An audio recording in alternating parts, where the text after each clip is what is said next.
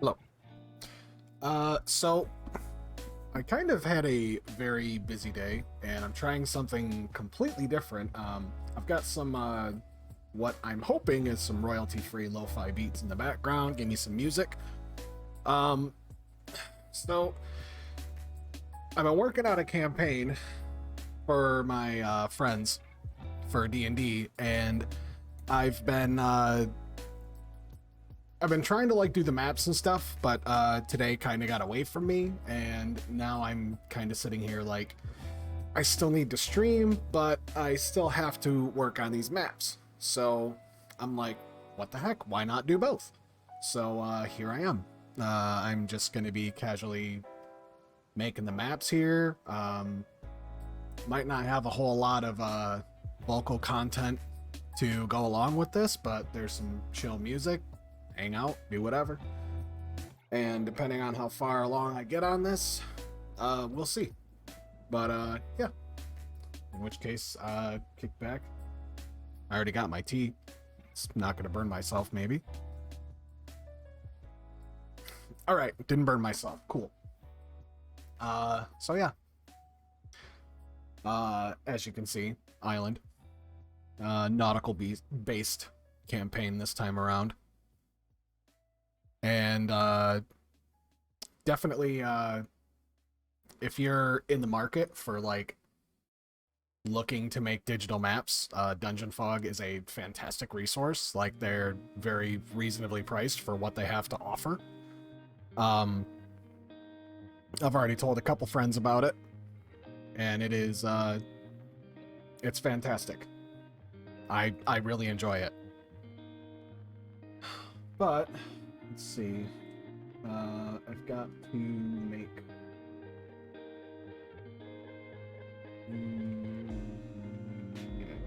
yes. Okay. All right.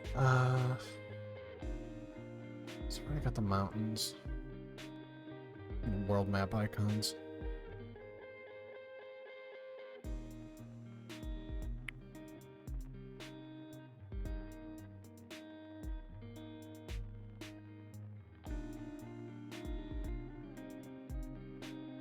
Whoa, that's way too big.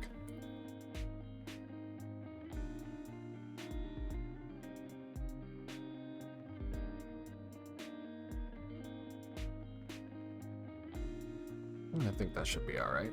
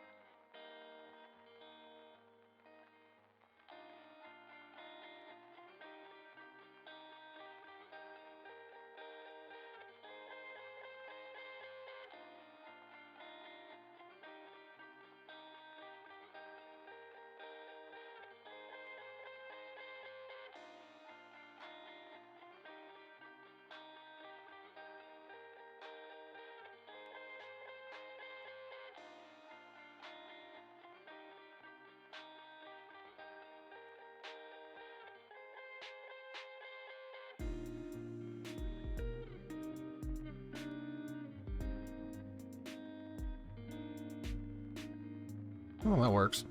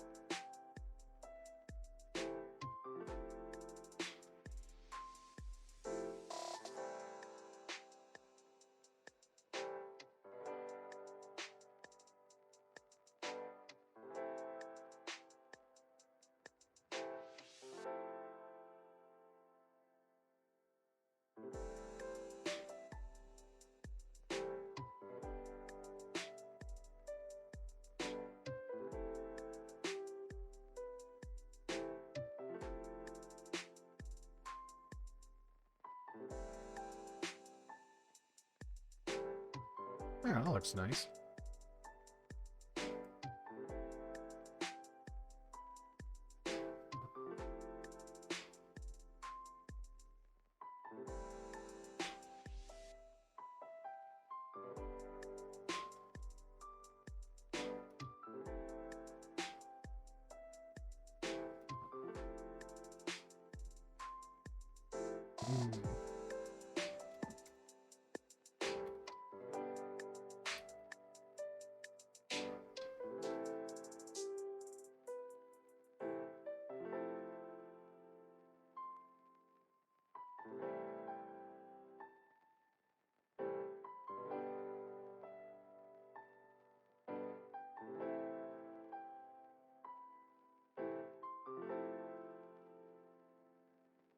Why is it not letting me label it?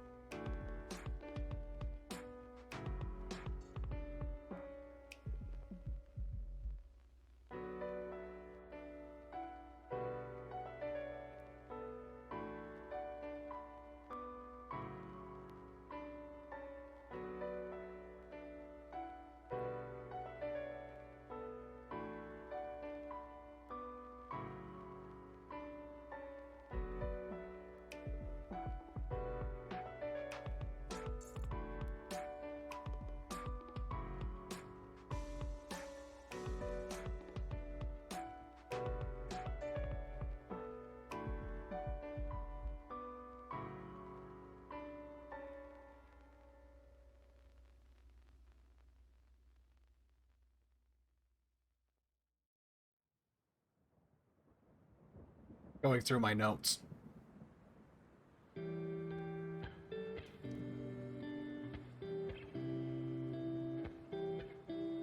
It's a problem when you write all of them down in a little paper book.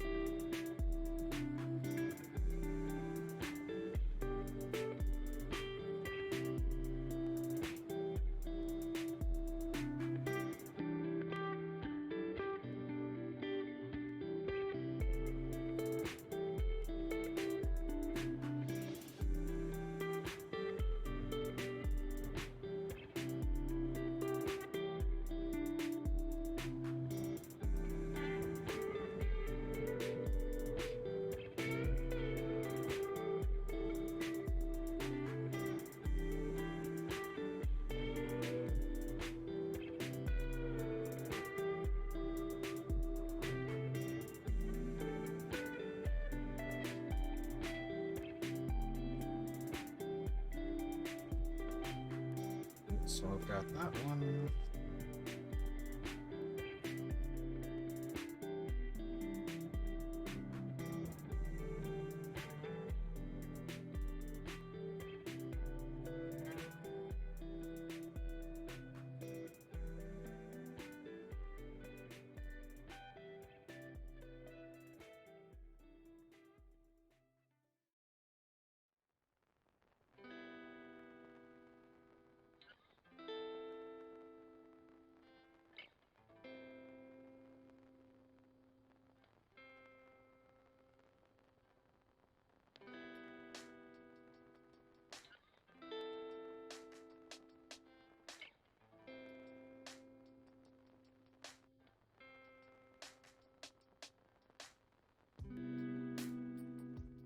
Okay.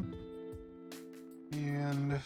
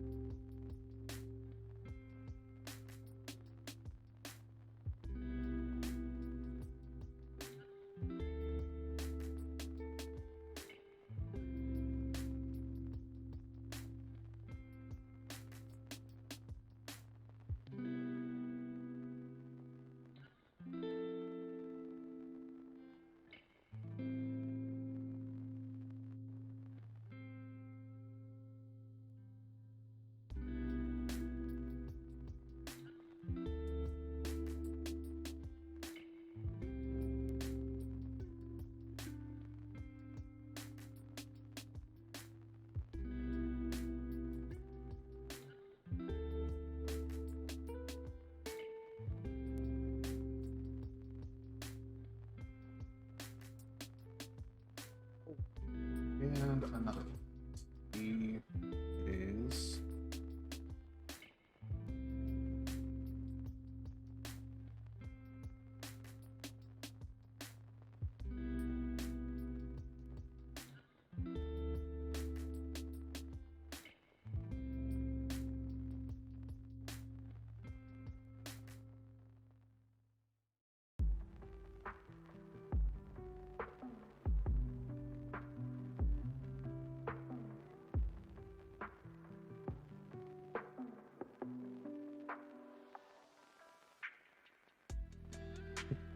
Hey, Looney.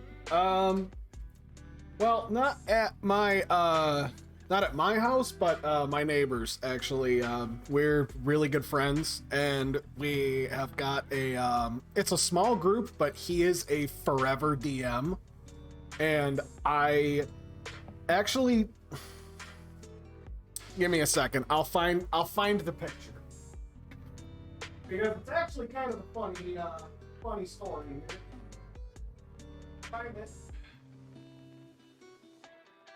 All right, so he was running a campaign, and there was some aquatic section, and like I tend to be the one that's like trying to get away with bullshit on a regular, so I'm not sure how well this will show up.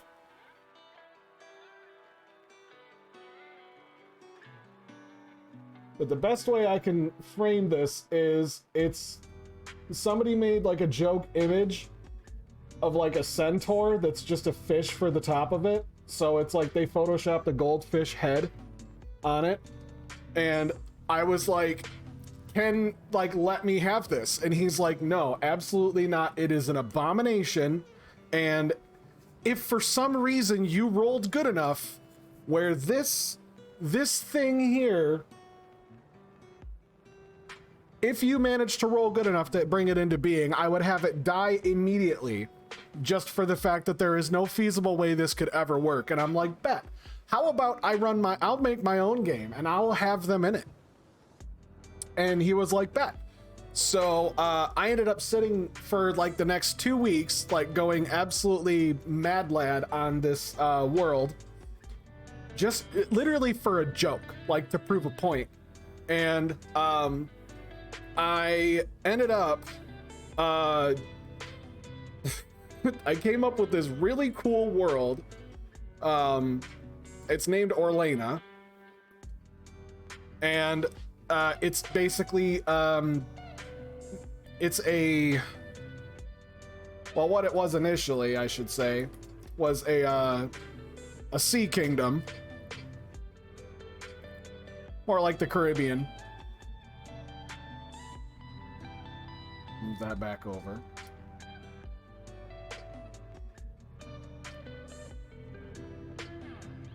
So this is essentially the sea chart world map sort of thing, and I had gone through and made this whole thing for them.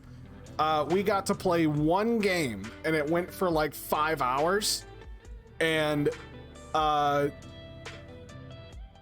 then by the time that it was almost time for our next session, that's when like the first set of lockdowns happened.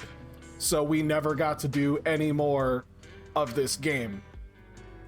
And just recently, we were playing a campaign that he was running, and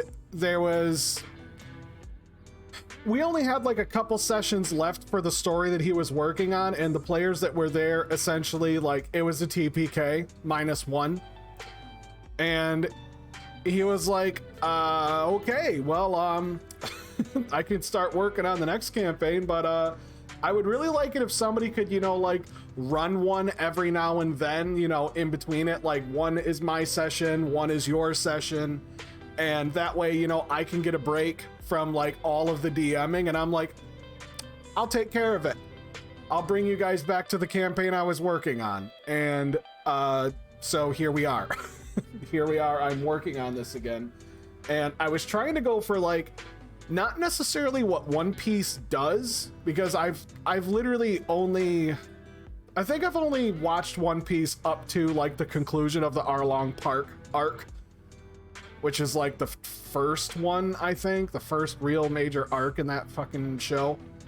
But like how essentially like there's an overarching story, but like there's islands all over the place, and there is essentially pocket adventures everywhere. So like you don't always have to like have it be super serious. Like there's I went through and I don't have the book on me, but I bought the Ghosts of Saltmarsh book, and I was like looking through that for like nautical themed like combat and stuff, and I wasn't really happy with it, so I came up with my own. And I ended up deciding to because I was trying to figure out like a good balance. So like if you want to upgrade your ship, like it's going to cost, you know, initially like according to the D&D rules, it's like it costs gold. And I'm like, well, if you want to upgrade a ship or a vessel or anything like that, you need a buttload of gold. So you have to shower your players with a buttload of gold. What else can you get with gold? Equipment. So there's like there's a real problem there, to where it's like they've got so much money that they can afford to upgrade their vessel, or they can not upgrade their vessel, have that be a piece of crap, but like they're now overpowered with like amazing gear. So I was trying to figure out like how could I possibly like have this turn out in a way where like it works best for everyone involved. And then I thought of Electrum.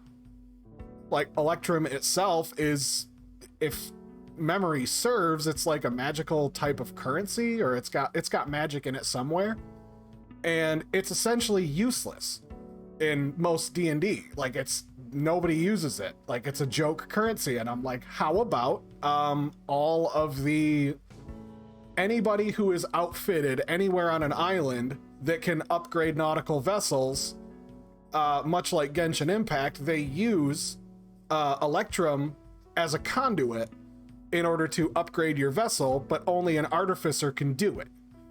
So like that's when it started clicking for me. Like if you make Electrum the currency for upgrading your vehicle, upgrading it, repairing it, getting supplies for it, anything involving like leveling up your boat uses Electrum. Now I can have like, you found 300 gold and 700 Electrum. And it's like everybody collectively has a say in what their ship gets upgraded with, because, you know, it takes the whole party to run the ship. And we haven't quite got there yet. We're close. I believe the next session I have is on Saturday, you know, knock wood, as long as nothing gets in the way of that. The initial campaign, because, you know, we had to close it off for COVID, we had to stop playing it. So I was like, I'm just going to revive the world, and this is just going to be the same world, but, you know, 50 years in the future. And now like their old characters are in this world somewhere. Like they're off doing stuff, like they're going to be able to meet their old characters at some point in time, which, you know, everybody approves of that. But yeah, I don't really have the time for like doing big drawings of a lot of different things in like other art programs. And I saw that Dungeon Fog, they were my initial thing that I was working with, and then I remembered like, hey, Dungeon Fog exists. So yeah, I ended up getting it back, and I'm like, this is amazing. Like,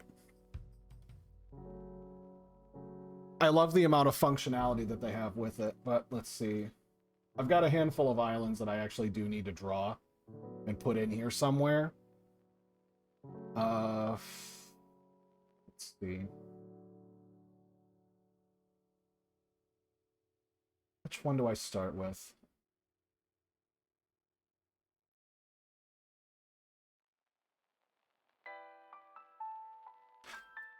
Just to give you an idea.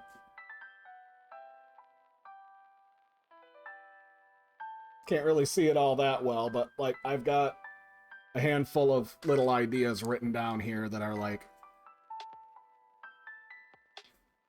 they all need to happen, but I'm not sure if I want to like hand draw the actual like icons on the map first, and that's essentially where the players find them, or just have it be random. I think I'll just draw them first, and then like as they're sailing around they should be able to see things.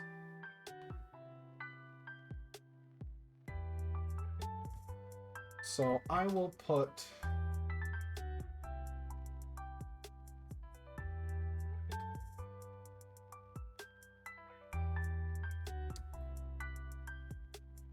I think I will do that one first. That looks good. It's like essentially once they leave where they're at right now, they're gonna have their freedom to go where they want.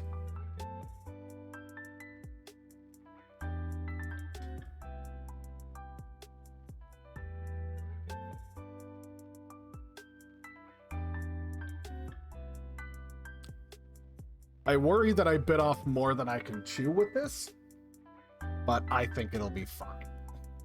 I worry because like I've only ever DM'd a handful of times, but I haven't heard any of my players complain. Like nobody's complained yet about it being bad or having an issue with it. So oh, let's see.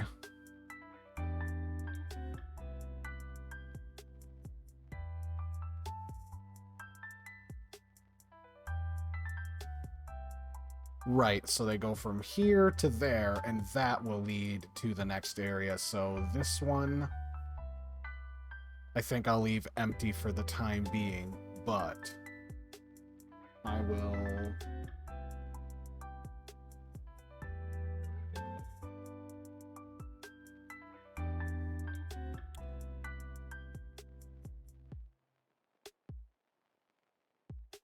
what color do I got? It's dirt.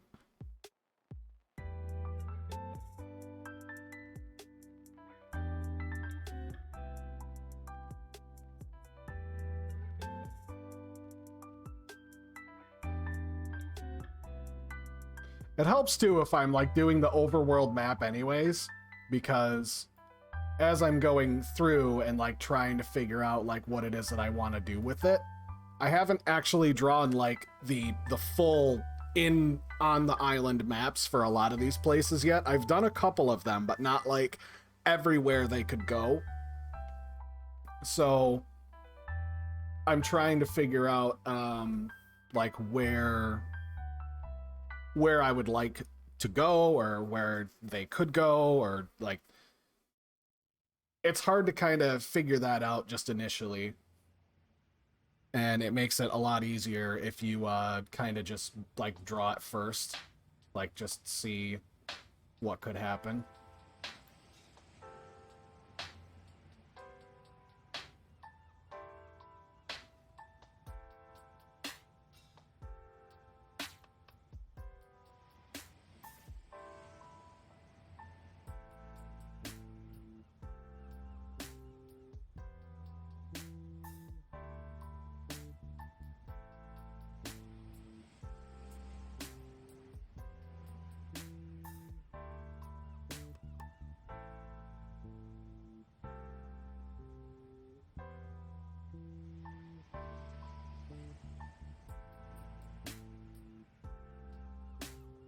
There. That should work for the time being. Whoops, no.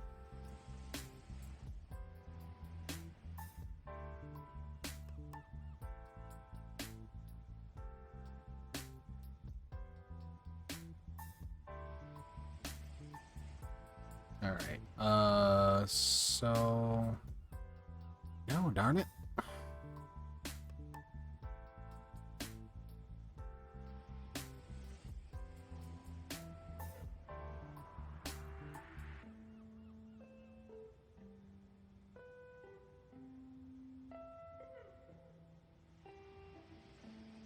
Bit of dark dirt.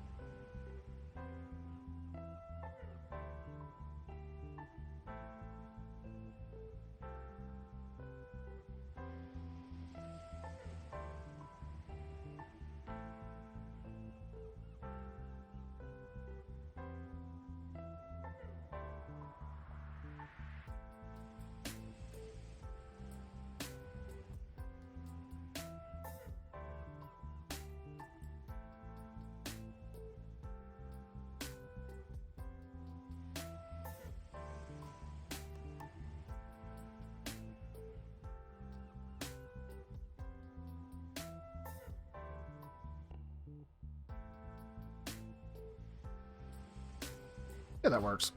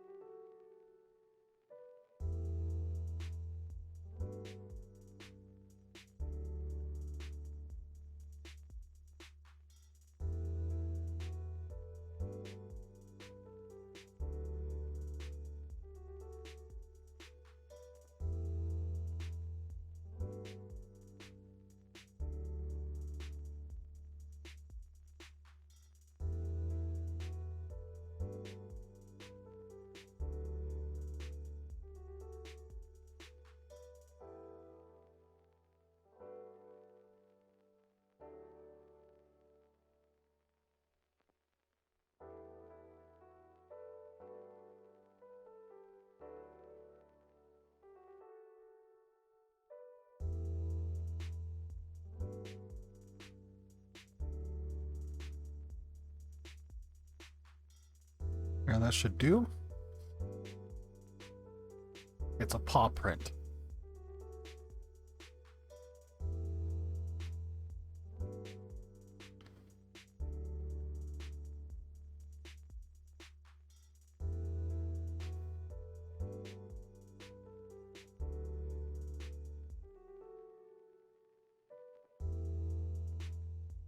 Oh, not really sure I like that too much.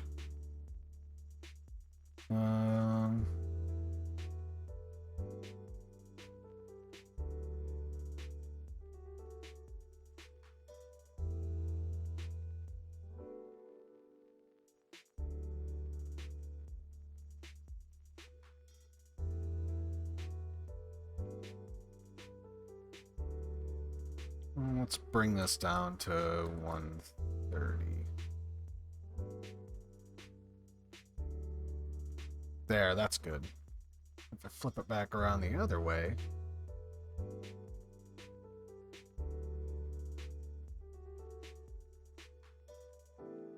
Cool. So now there's a little throughput way for the north and the south to be able to get to each other. Let's drop this down to 50%. How about 15? That's too low. 35?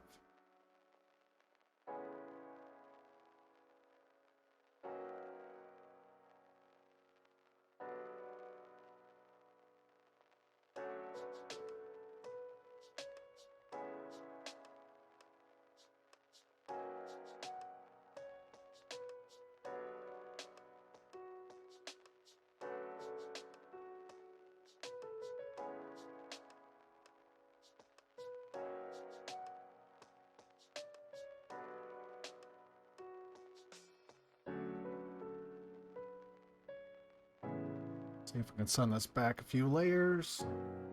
Good.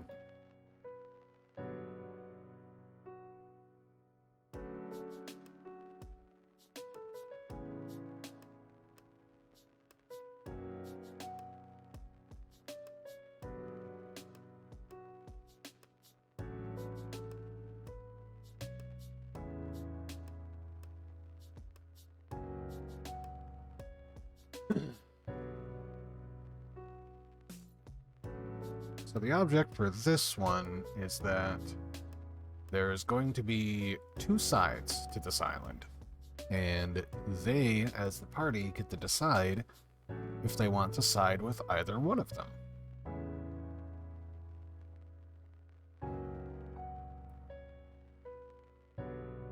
So if that's something they want to do, cool. And I've made it very clear, like the different things that I've got set up for them, like if they just want to go around and make their own adventures, they're more than welcome to, but Every island they visit has a story and will have a story associated with it, but it's going to be entirely up to them whether or not they want to do anything about it. Things will happen regardless of their input, and I've made that clear.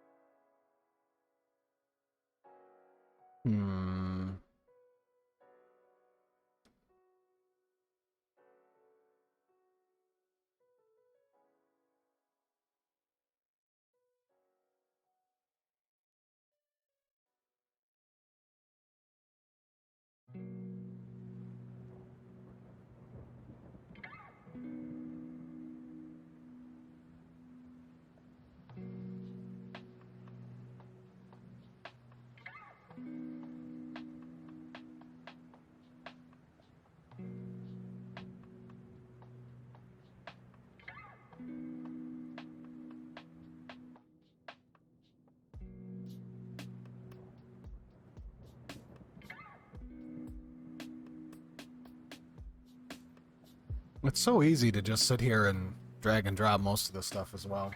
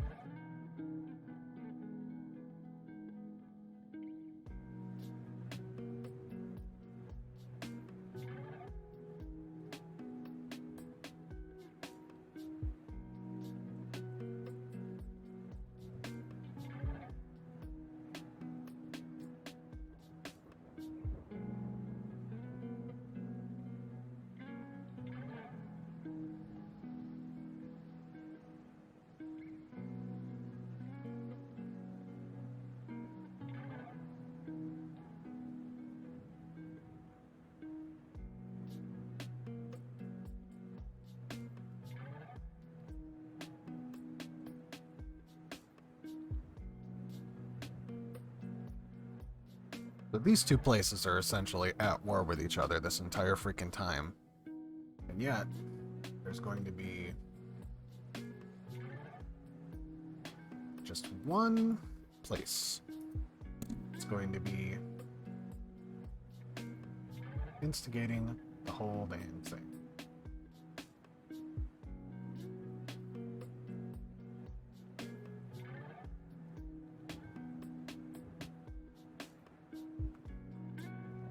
Which seems like it should be okay.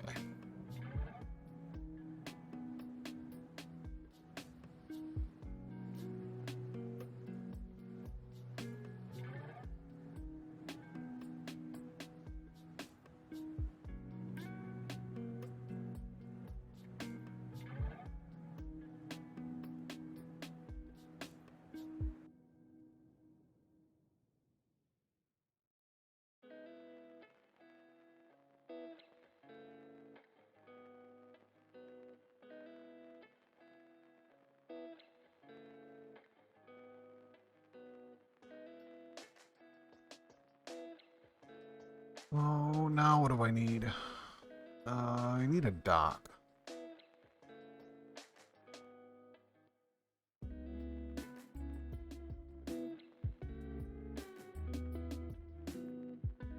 Well, that's not it.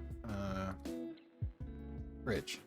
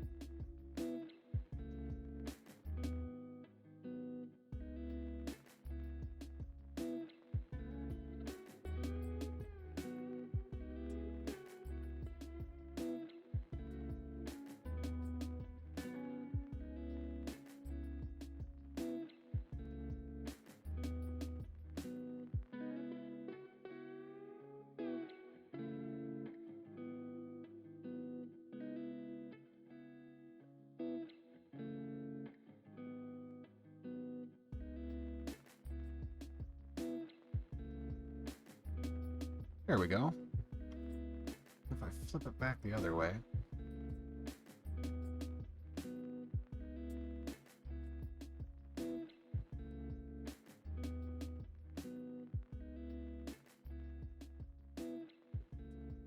Seems rather large.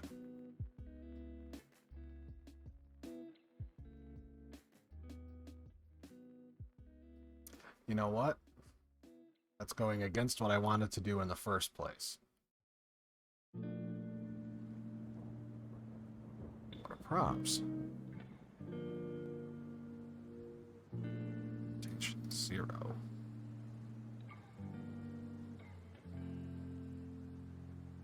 Now, essentially, if I have it set up correctly, when they sail up to this island, they're going to land smack dab, like, right in the middle. So they're going to have a left half and a right half that they're going to show up. And there's going to be... both tribes are sitting at this one dock.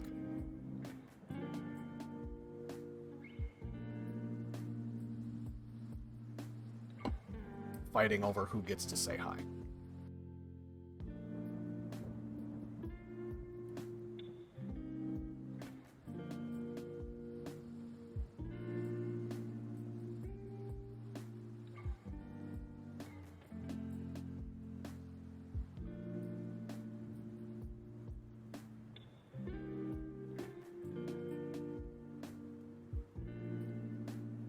There. Alright. So the next thing, I'm gonna need to actually draw the damn thing out. Holy. I've already got one thing going.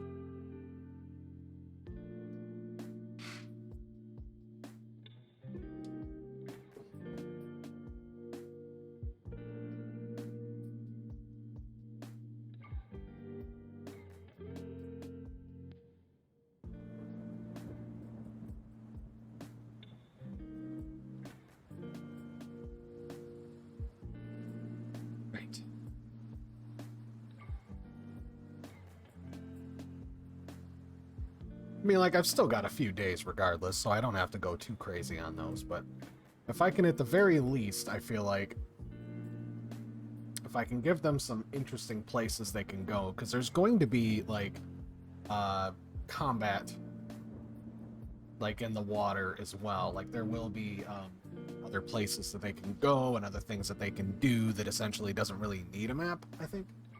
But for the most part, I feel like it would be a lot safer to just, like, at the very least, have, like, these little kits drawn.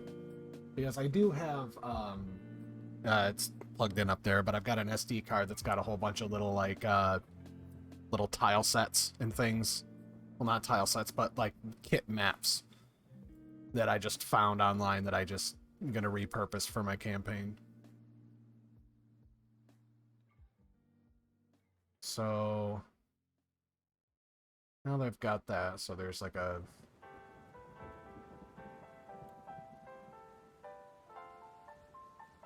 war between the two.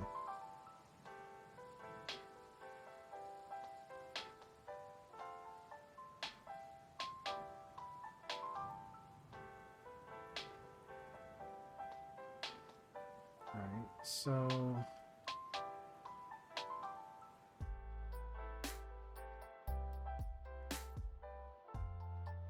I do next. I think probably have both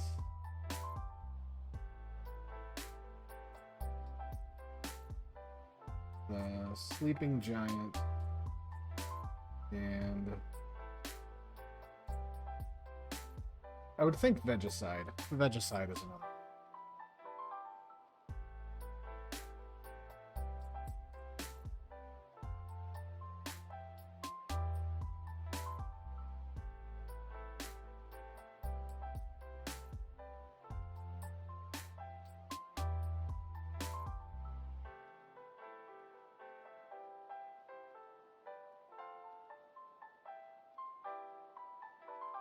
That's a lower wilds.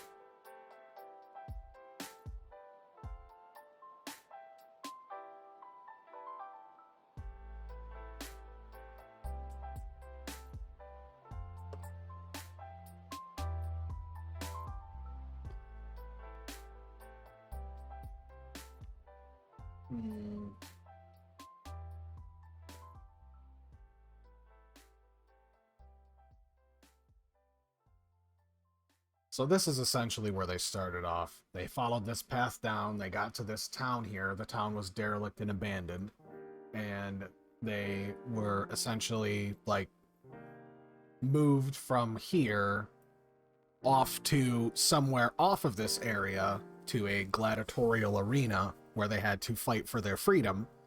And two of the players at my table, their former characters, had actually come in and saved them from a unwinnable fight, which was the DM's former character, who was the Lord of the Arena.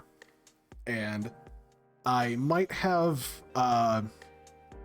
ripped off Warlords of Draenor a little bit with the whole, like, welcome to the arena, kill your 100 or die trying, which was awesome, because I legitimately would, like, I threw out packs of kobolds that was like, it was one token on the board, but it was like a pack of 5 that had like no AC and no health.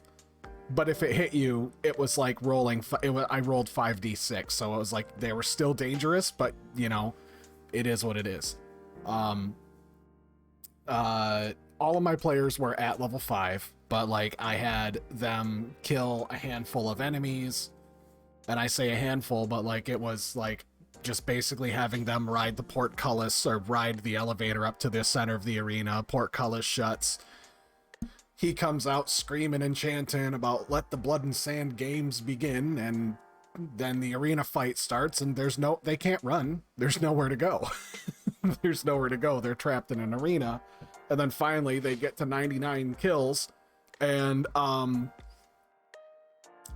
the DM's former character jumps down from the stands, does a heroic, like, boom down into the arena and starts fighting them, and essentially is whooping their asses, like, playing with them. And the players had been one-shotting near everything in the arena up till this point, so they were doing pretty well for themselves, and they were feeling pretty good, and then they go to take a swing at him, and it's like, the DM, for example, was just sitting there all smug, and he's like, does a 23 hit? And I'm like, no. No, it does not. And the collective looks of all of everybody at the table's faces drop when they're like, a 23 does not hit. No. No, it fucking doesn't. I made him a level 20, like, full bore fighter. And it was, I made him stupidly powerful, and they were all like, he has a legendary trident essentially, and DM, like, he's a player at the table, so he was like, is that trident he's using, is it made of metal? And I'm like, no, it's not. And he's like, what the hell is it made out of then? And I'm like, that's none of your business. Which he didn't really like, but I could see that he was impressed. But, you know, like, you bastard, in sort of a way. And I'm like, no, it's from all you can see, it just looks like a trident that's made of coral. That's all you really know. But he was about to kill everybody in the party, and then the other two characters jump down from the stands, freeze him solid. I only counted 99 kills. They yell back, "I guess we owe you one." And then they escape the island, and it was fun because like it legitimately was an entire like 2 or 3 hour session of combat. And I could tell that everybody was really into it, but they were exhausted by the end of it, like mentally. And I'm like, good, that's the point. that was the point. Like, combat should never last, like every combat that you have should never last more than 3 rounds unless you have multiple instances of combat. At least that's my opinion on it. And it was crazy, like putting all of them in a situation where it's like, yeah, just basically everything you're doing, you're one-shotting everything. Like, you guys are crushing it, but they just keep coming. Like, they don't stop. So yeah, it was a lot of fun. But I've already after that session was over with, I told them essentially, like, literally, like, you guys have escaped, you're heading off to essentially a safe place, and I'm gonna have you on the railroad tracks for just a very short while this next session, but after that I'm letting go of the wheel and I no longer decide what you do. I had to force you to do these things to get you set up to where we're at right now. I had to let that story play out, which sucks because like you worry that, like, I mean, at least I do, for example. I worry about too hard of railroading because I don't want to do that to my players. But at the same time, like, in order to set up the tutorial phase, essentially, like, they're all level 5, they're all strong, they can all do stuff, but like the tutorial phase gives them a chance to like really get to know their character, work on their dynamic with other people, learn what everybody else is capable of, maybe like a role play a little bit. Like, it gives them time to do that. And I was kind of hoping that they would all lean into that really heavily, to which for the most part they did. They really did. And I'm glad for it. I'll make that dirt.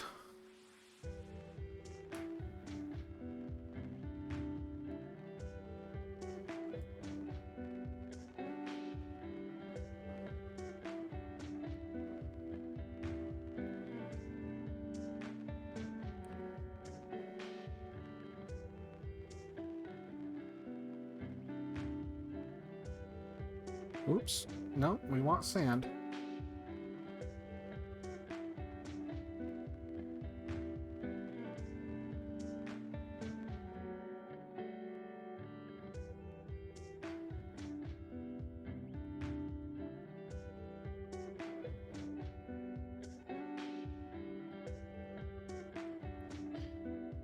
Oh. Fudge.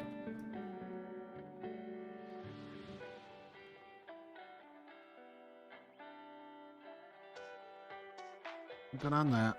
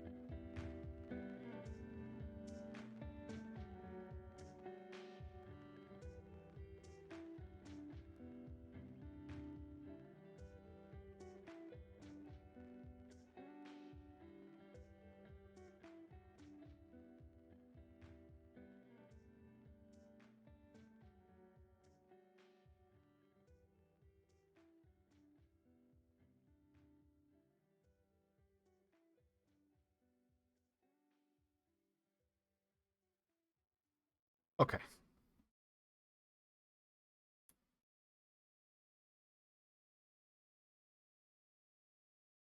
So this one I'm going to have set off to the side of where I believe they're going to be leaving this next time, so it gives them a chance to, like, see it, maybe?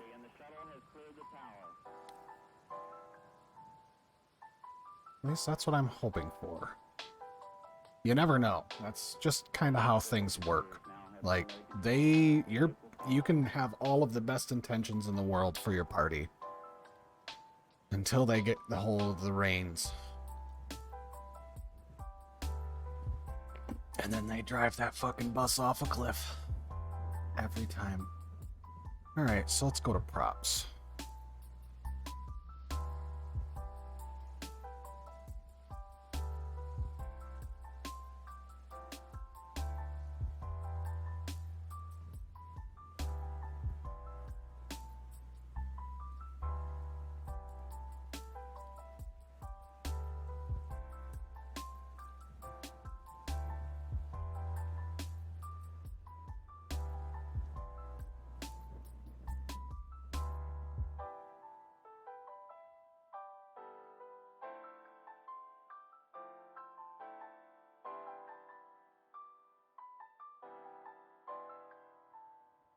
Let's see.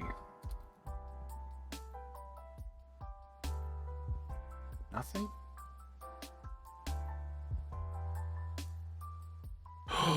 Perfect.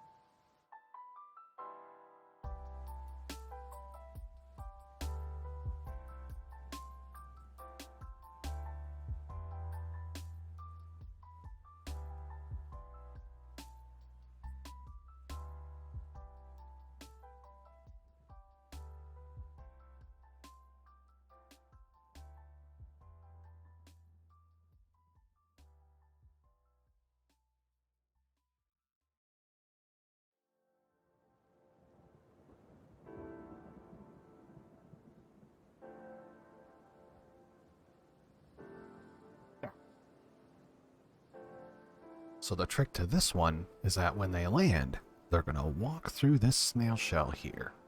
And they're going to go all the way to the center. And then it's eventually going to reverse. And they're going to walk all the way back out. And when they do, they're going to be tiny. The island is going to be huge. And it'll be a different island. So then they're going to have to fight. Or they can just turn around and leave. But fun part is that when they go through, they're going to have a bunch of very tiny fae folk that are like, "Oh, please help us, help us. There's a man, there's a big nasty dragon that's fighting us and hurting us." And when the party finds it, it's a normal iguana. A normal iguana. He's so fun. I can't wait. That one's gonna be fun. Alright.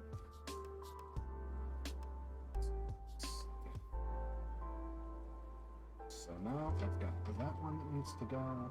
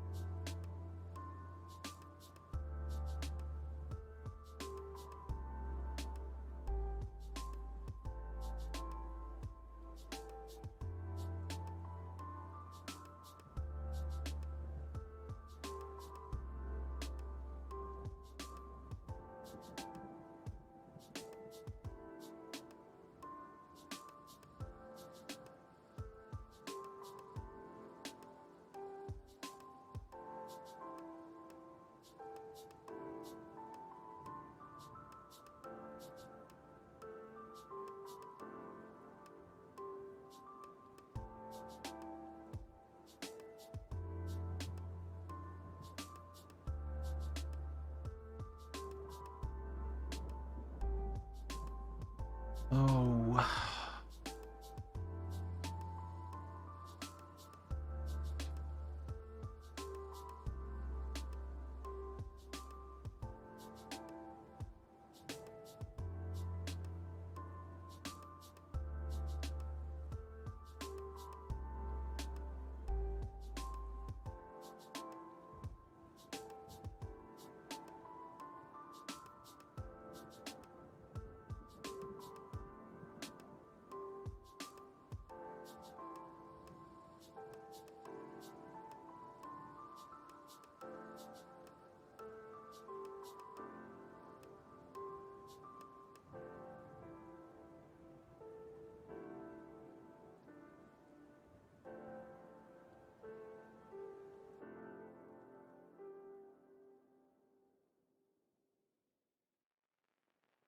Hmm.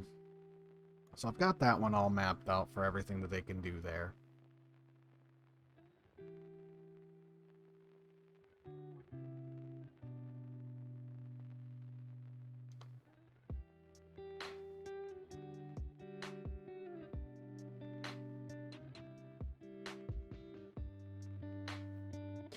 Because I am going to need to make other adjustments later on, too.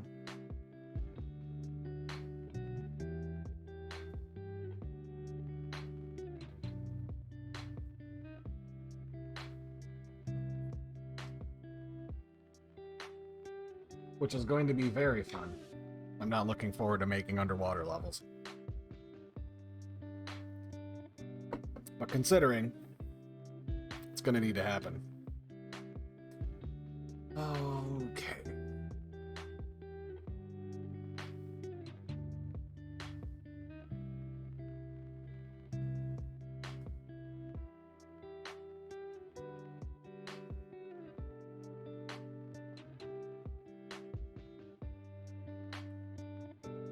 Like, every quadrant needs to have something necessary in it that they can do.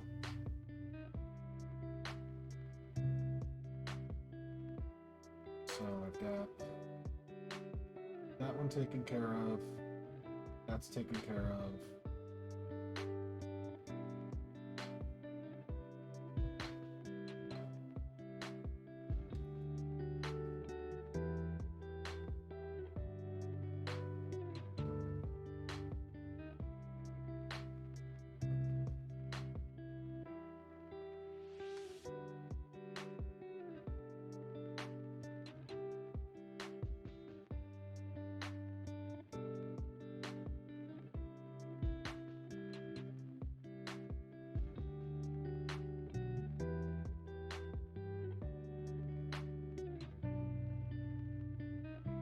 So the next one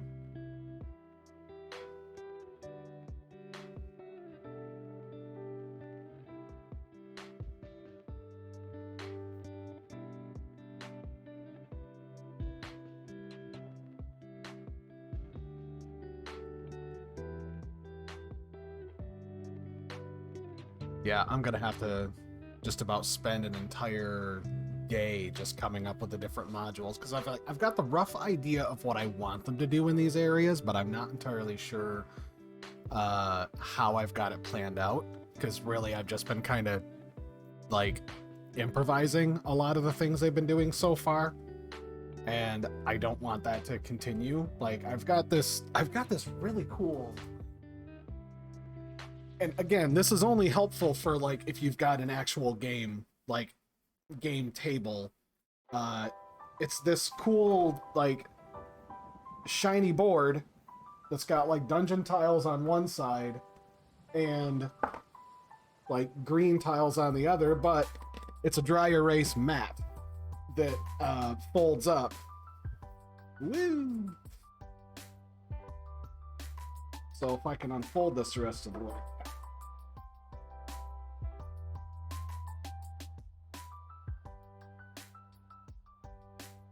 It's not too shabby of like it's quite big. In and out of context, you're fine. But yeah, like it's it's great for like, I need a map now, and I didn't make one, so I can just, I've got a whole little pack of dry erase markers,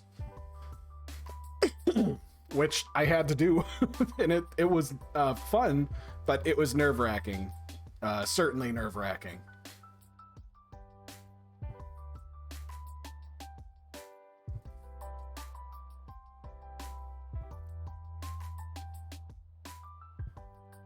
So let's see, the lower wilds. I think here.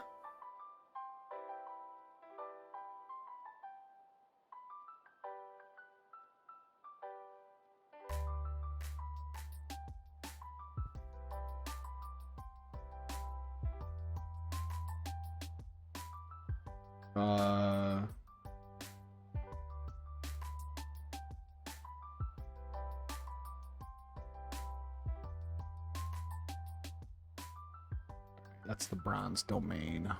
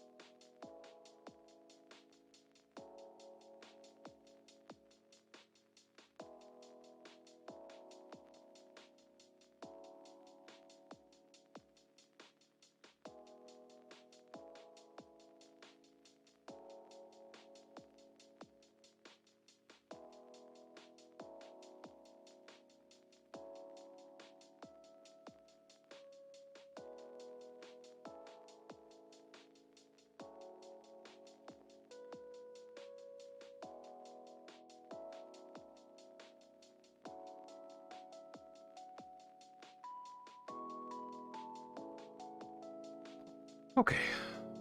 Let's do 50% scaling on that.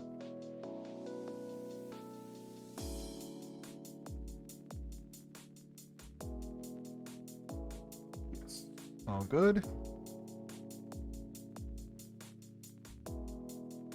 That's all bones.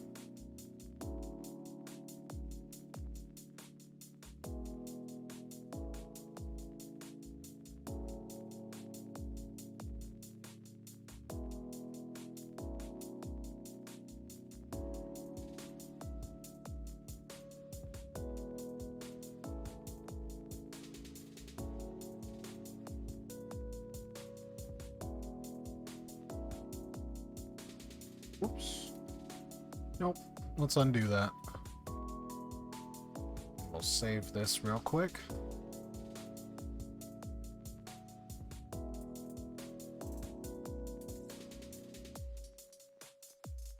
Oh.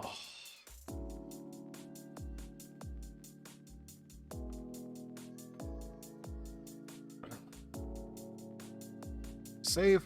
Cool. So now let's see. How do I want this to work? Because this is going to be another key piece.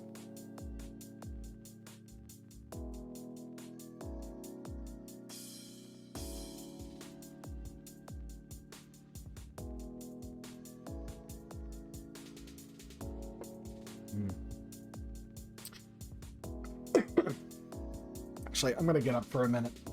I'll be back shortly.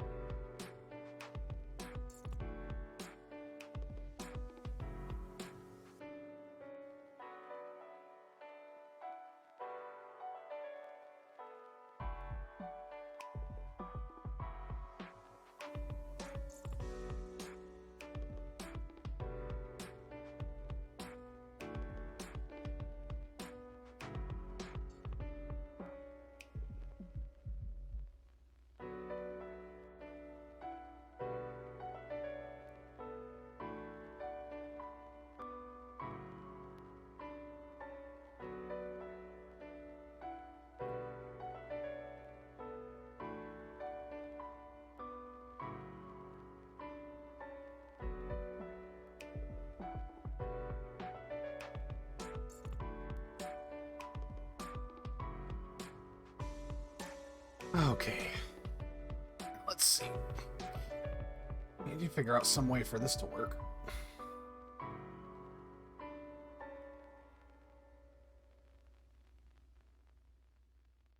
I'm going to delete that and start that spot over.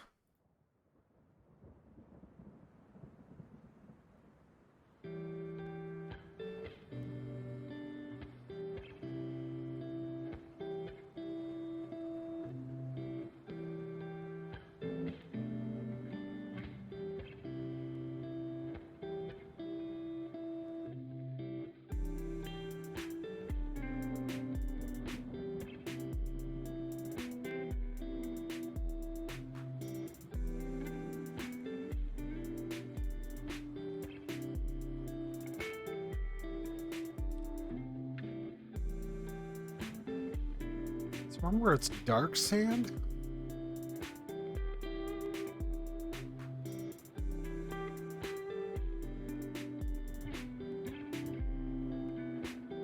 It's just dirt.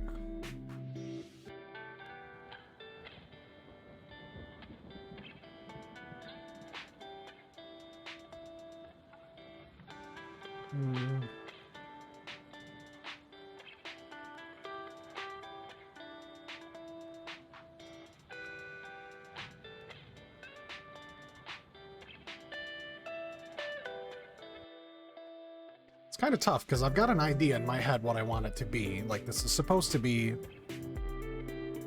like a dragon airy.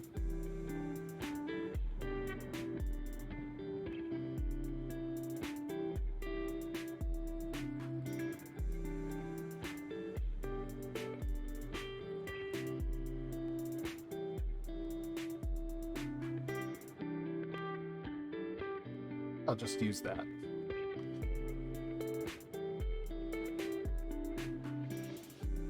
Go to props. I should be able to find some.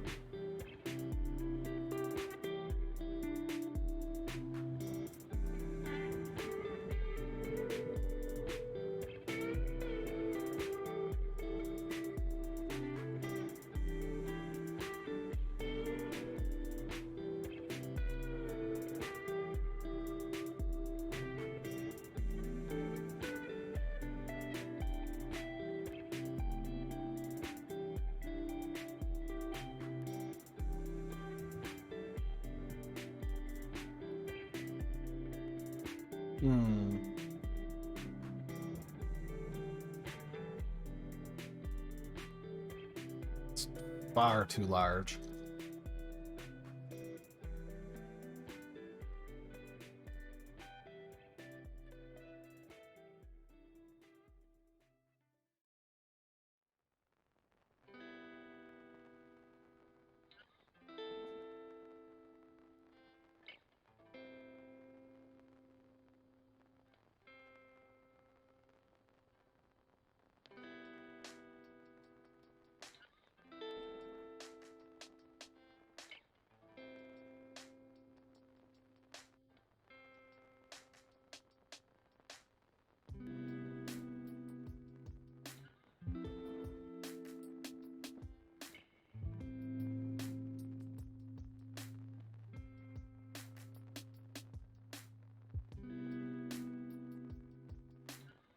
That should be good.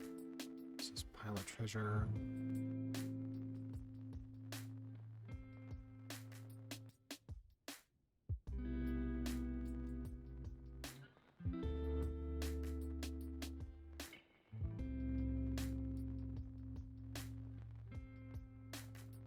Let's go back. What kind of cave stuff do we have?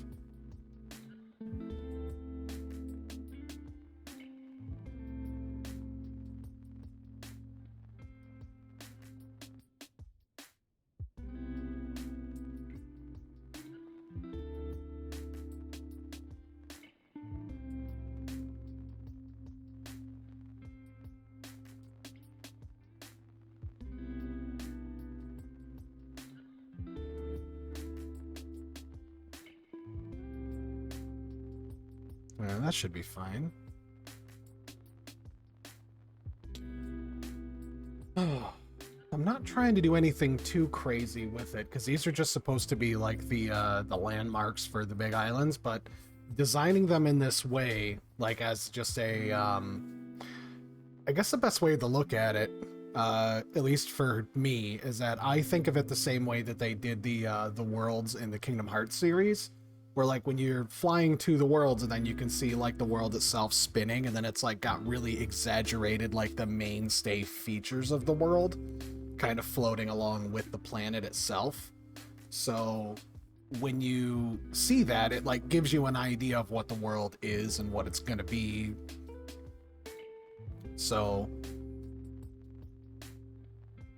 like from that point, you should be able to like have a relatively good idea of what to expect from it.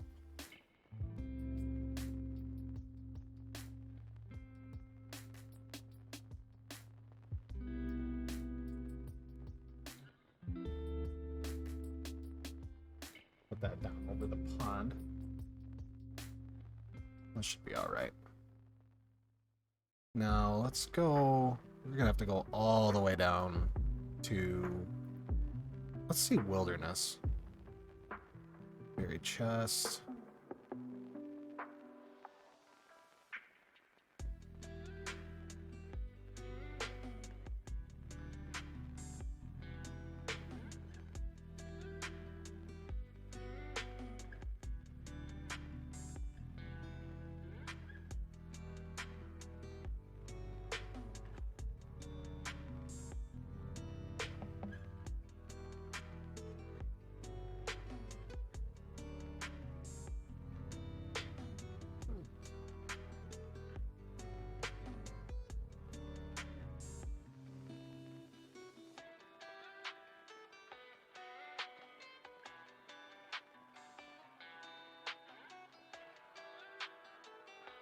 No, I don't like that.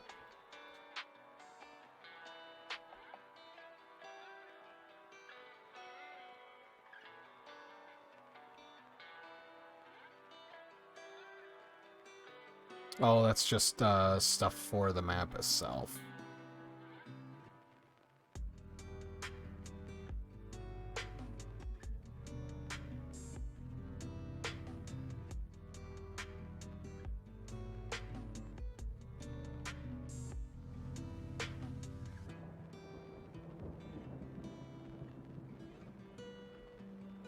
Oh, this could work.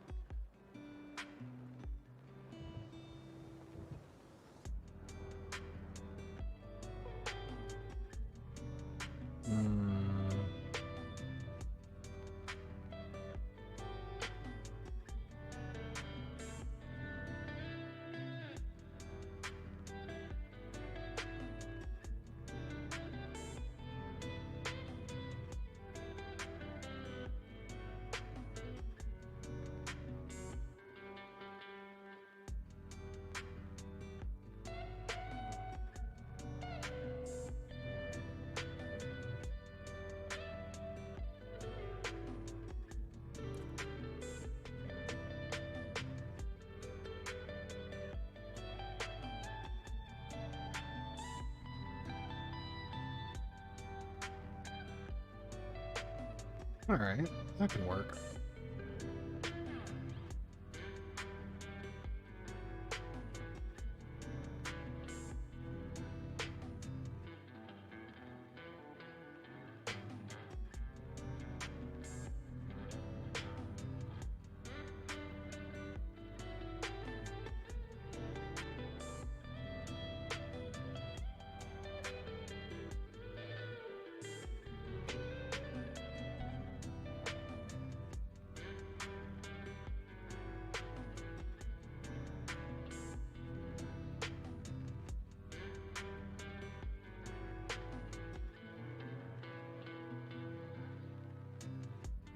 Couple little lava rocks at the top wouldn't hurt anybody.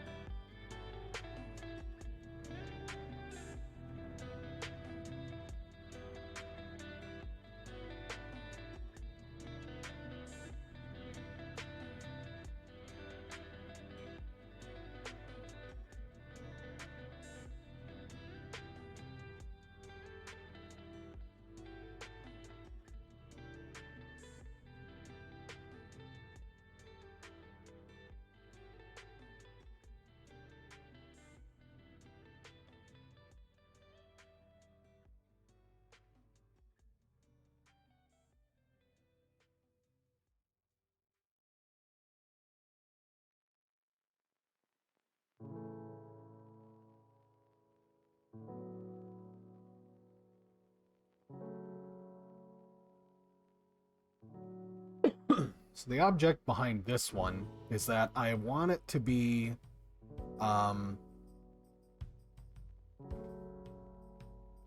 relatively impossible to get into, where it's like essentially the only way you can get really into this island and get anywhere I guess even remotely passable is that you would have to fly.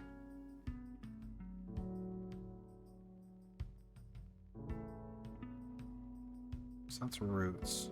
Got rocks with chains.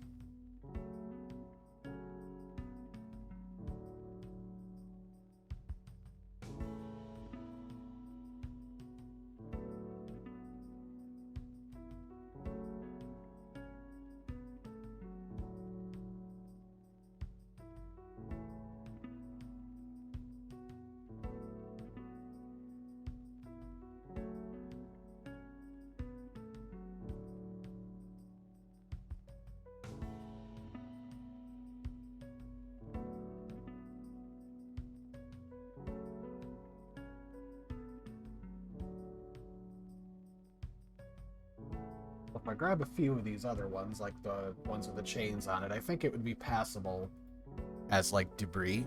And I'm sure I could probably get some actual debris from somewhere in here, because I think if they really wanted to, like, be able to navigate to this island and get anything with it, then they would have to, like,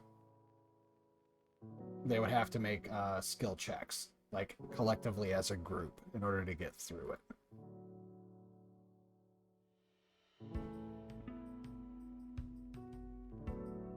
Welcome home, Columbia. Beautiful, beautiful. Discovery's 4 computers now have primary control of critical vehicle functions. It's not randomized. Let's just put this at 0 and see what it looks like. All right, let's try 45. Beautiful. So now, flip it vertically, move the horizontal. Let's see. 270. That should work perfectly. Now if I scale this up to like 250.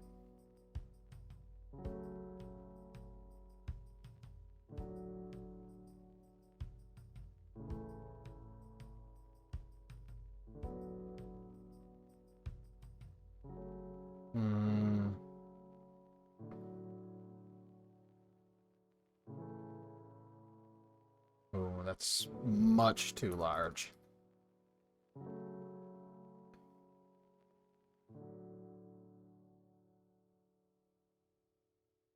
What does a bone pit look like? Fair enough.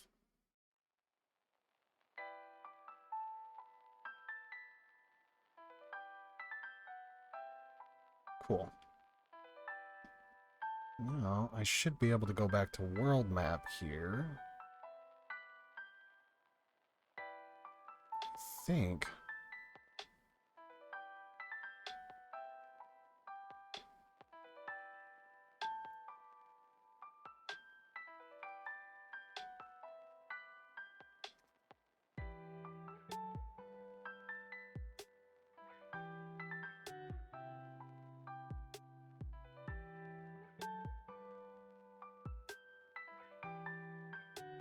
That should do.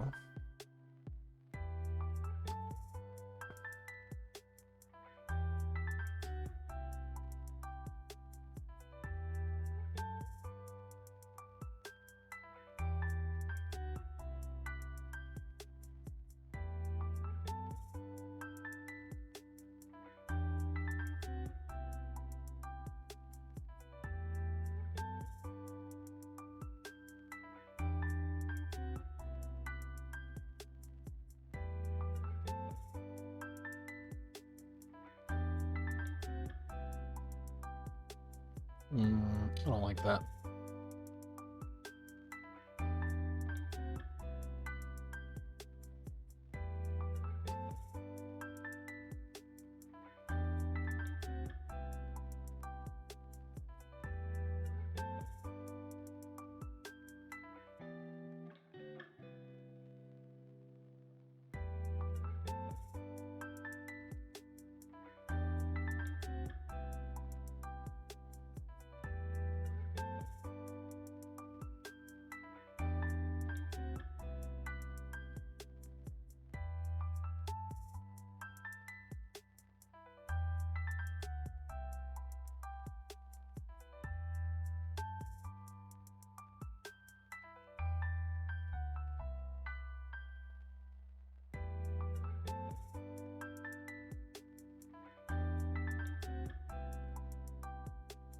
Be able to get something in here.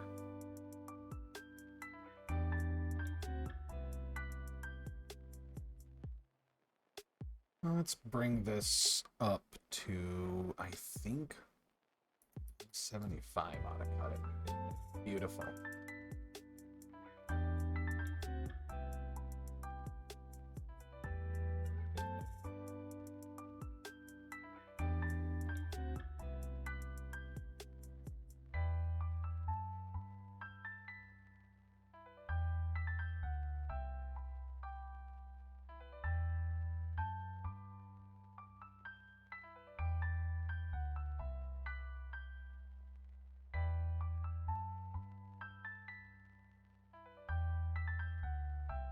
Let's save that.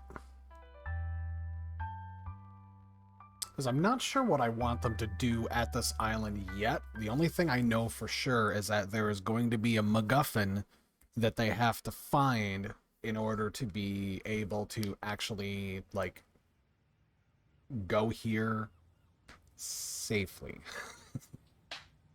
But that's not really up to me. They might find their own way to do this.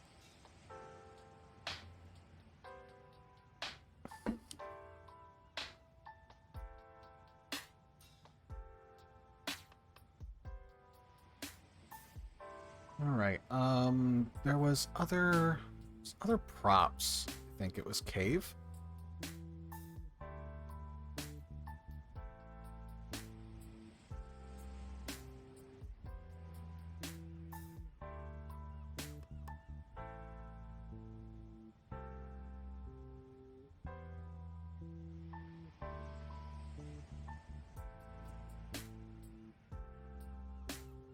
No. That one's not gonna do it.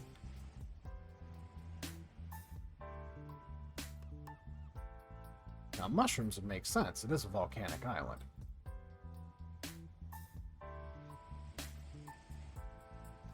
Rotation. And let's do mirror.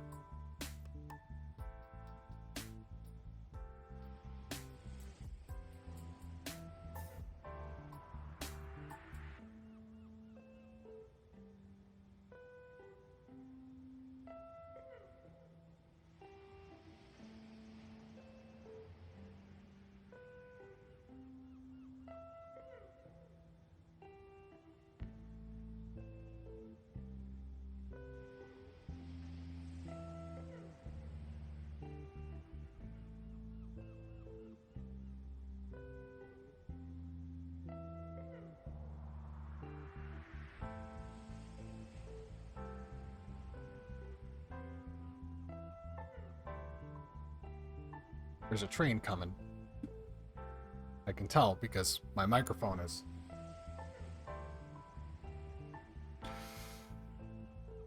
Oh. It works. What do we got in here? Oh, big teeth. That's cool.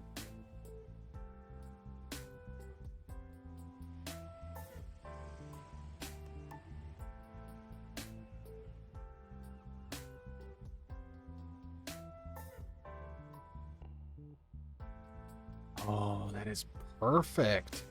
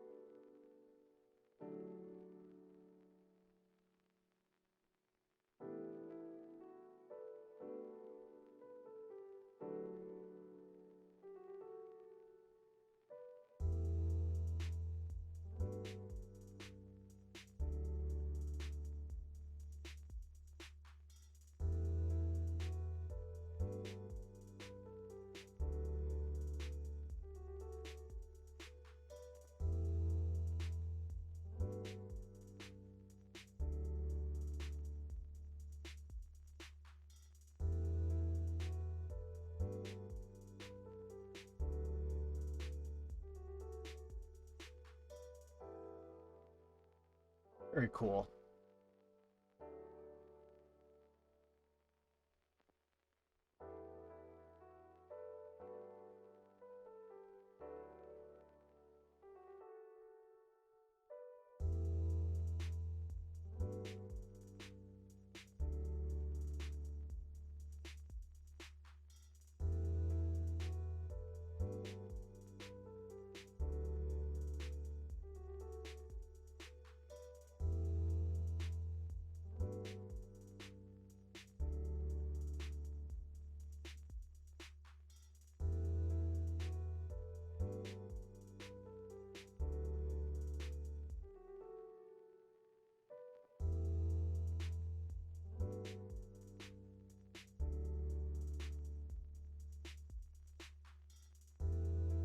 As I was gonna go for something. Dragon. I'm gonna put a dragon on here.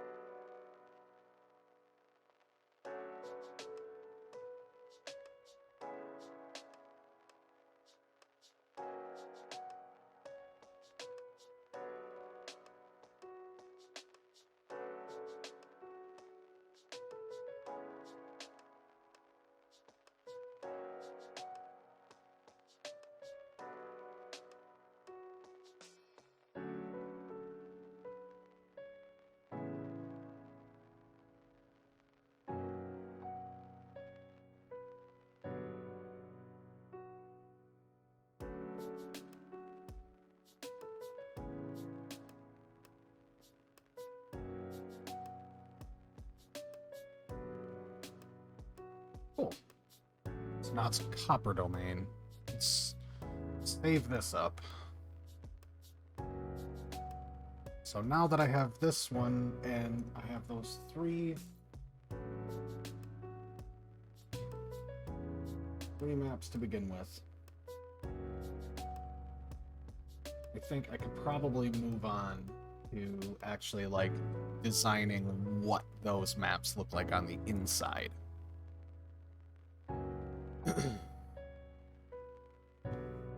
So for the moment,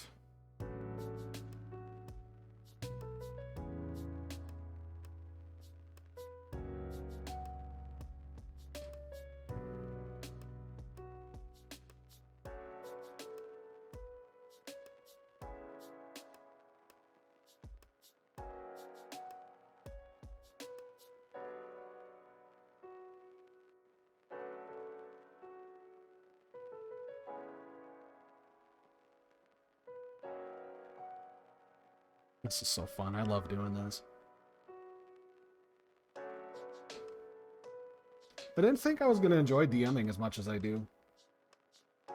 Like, I was so scared of it at first. Like, it was genuinely one of the most, like, gut-wrenching things. Like, I prepared, like, so hard. I spent, like, multiple nights just cramming, trying to remember everything I could, poring over every note, every thing online, finding all of these different like magic items for my party and going over encounters and blah blah blah, and just like, you know, really just putting so much effort into it. And then the day comes for the session and I'm just sitting there getting set up, and then we're all just sitting there chatting and everything's good and I'm still getting set up, and all of a sudden I realize everything goes quiet. and I'm poring over my notes, trying to remember. And then I stop and I look across the board and I look at all this table, and everybody's just sitting there like, so you gonna start? And then finally it's like, oh, right. That is a thing. You have to actually like DM, like you have to do this stuff, and it's like, it's, if you're watching this and you've ever thought about doing it, just try it. Just try it. Make sure it's with at least people that understand, you know, like, I might not be the best, I might need to ask for help, you know. If you got a D&D group where, you know, like you have a forever DM, be like, can I just run a one shot? You know, try running a one shot where it's like, it doesn't even have to be like full level 20s or anything too crazy. Like legitimately just like come up with something, like a couple combat encounters, and, you know, like something very cheesy and generic, like everybody has to save the princess, or, you know, save the prince. It doesn't really matter, but you get what I mean. Like some generic fantasy trope, and just find a way for it to be fun. It is so much, like, playing D&D is a lot of fun. For me, it's a lot of fun when you get to put your players in a situation that, like, you have multiple outcomes in your head that they could, you know, potentially deal with, but like sometimes they surprise you. Sometimes they surprise you and you have to come up with some pretty crazy crap on the fly to make it happen. Like I think the first session that I ran it was a few weeks ago, beginning of January, I think.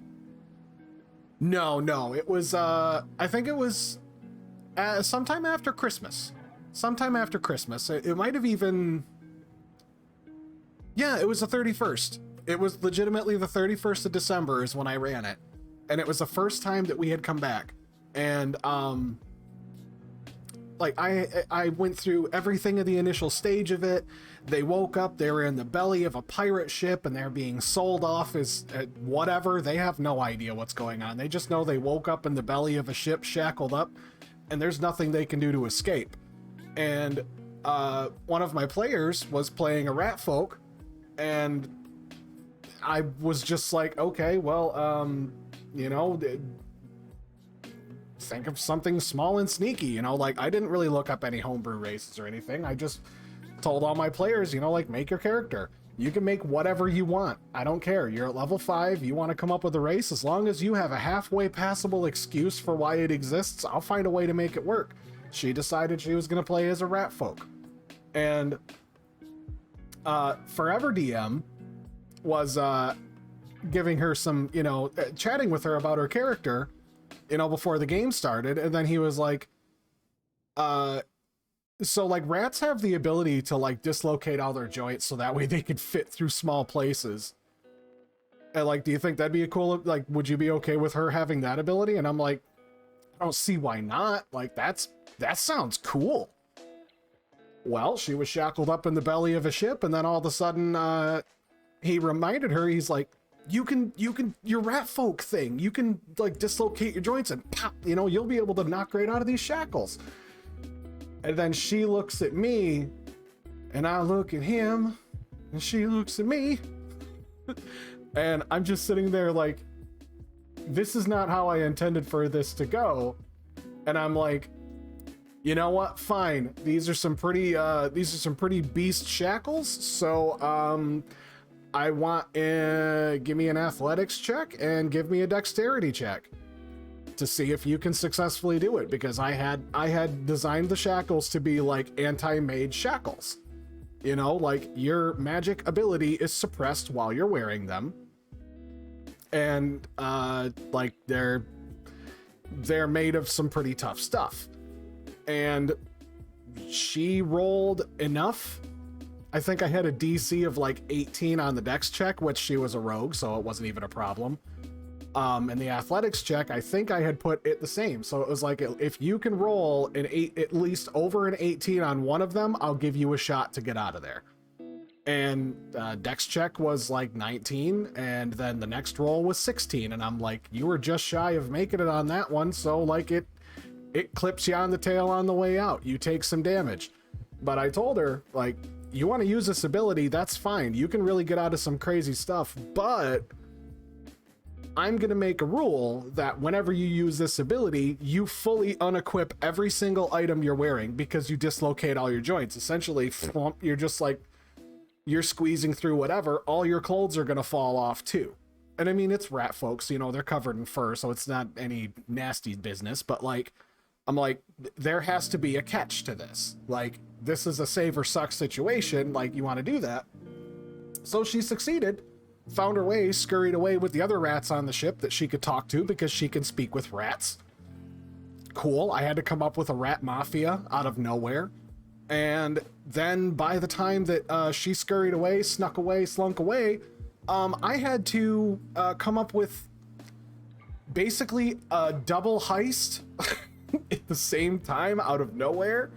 And it was some of the most nerve-wracking crap that I've done because even I didn't know what was happening because I did not prepare for any of them to break free of the shackles. I thought I had made them relatively foolproof that they could not get out of the shackles. Well, I was proven wrong by one of my players and the DM, who is always looking for a way to throw a wrench in the gears because he has been thinking about this character that he's playing as for a good many years, and he hasn't had the opportunity to play it. And he's got it's a gnome artificer that basically is a hobbled old man that doesn't really talk much. He's very self-centered. And I'm like, does he have any... He fully made this character to not have any combat prowess himself at all. He fully wanted his mechanical companion to do all the work. And then he wanted his homunculus to be like a drone. Essentially a magical drone that can fly around and do stuff. And I'm like, you're essentially not planning on having him be a combat character, are you? He's like, nope, I did not build him for combat. I built him to be strong enough, and his entities will be doing the fighting for him. And I'm like, all right, cool. Well, then I'll let your homunculus be able to use one of your cantrips for you. You can't use a cantrip, and then your drone can use a cantrip. It's like, it can use a cantrip for you. I'm not sure if they already do that, but, you know, I was just like, whatever. Like, he essentially is playing basically a beast lord, but it's an artificer instead. And I'm like, that's fine, we'll make that happen. So it was just like, it was the most crazy hijinks out of nowhere that I could have imagined. And I had to come up with so much crap on the fly. And it was so fun.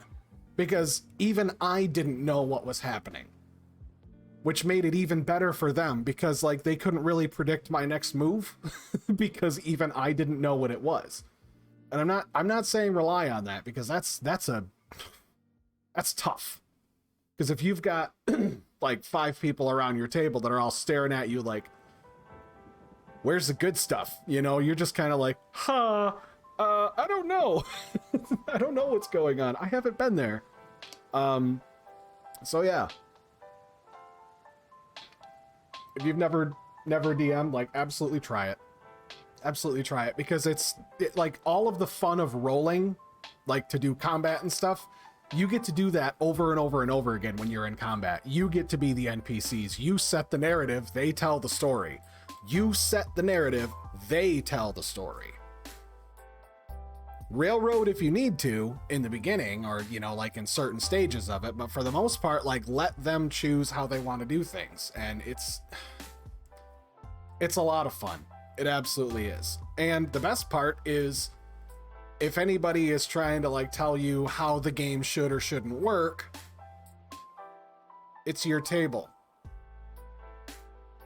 Oh, it's like you see a beastly creature come walking up covered in feathers, and it's roughly the size of, oh, it's an owl bear. It has an AC of this and blah, blah, blah. No, it doesn't. It shoots flames out of its mouth now.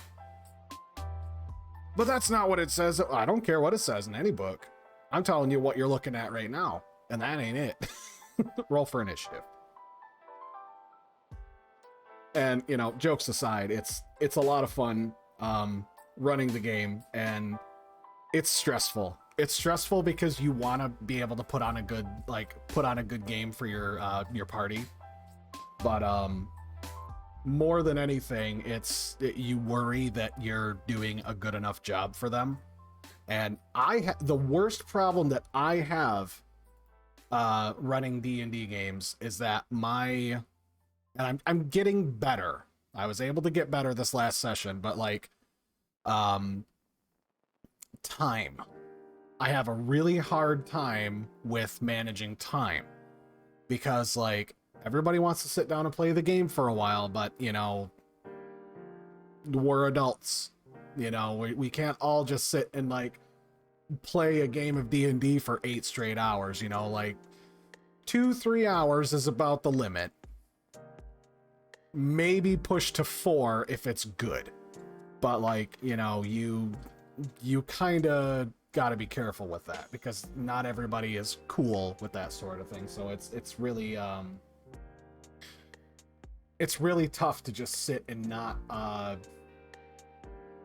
really pay attention to it and lose track of time and then realize like, oh crap, like we've had this game going since 1 o'clock and it's going on like 6. Like it's dinner time, you know, like they're parents that are playing the game that need to go and feed their kids. Like you might be having fun with your game, but you know, like there's precedent. So like always make sure you are very clear. And if you have a problem with that, because I have also done that, like I've told my friend at the table, like, listen, I'm bad with this. Please, every now and then remind me what time it is, just in case I'm going overtime, because I don't want to like speed run anything, but I also don't want to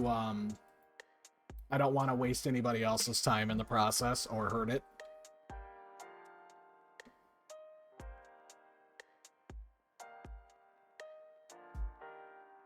Oh, what am I looking at here?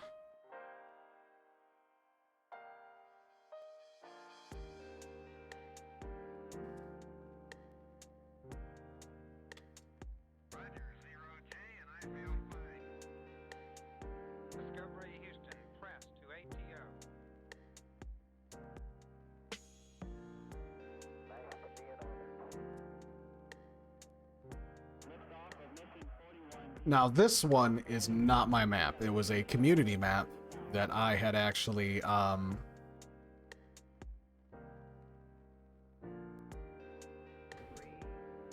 had downloaded and repurposed a couple things on it.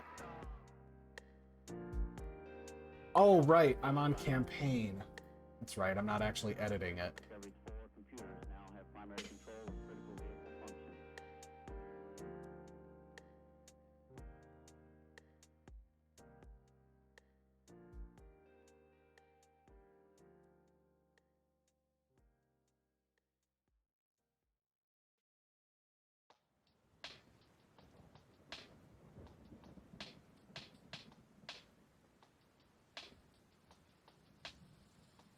How do I get back to...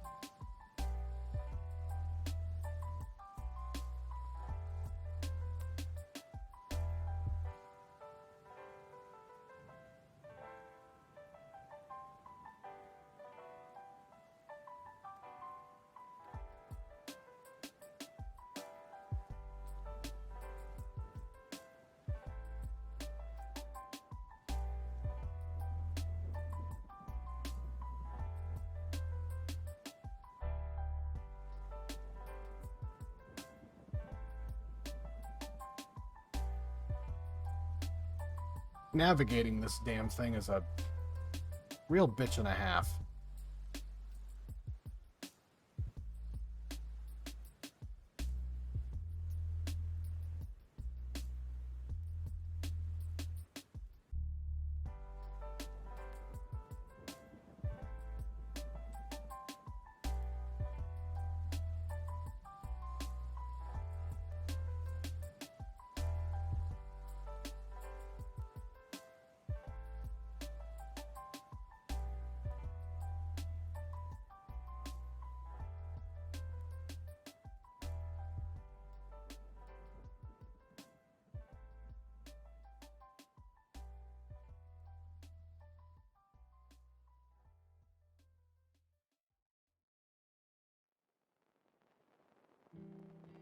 Whoops, need to leave that there.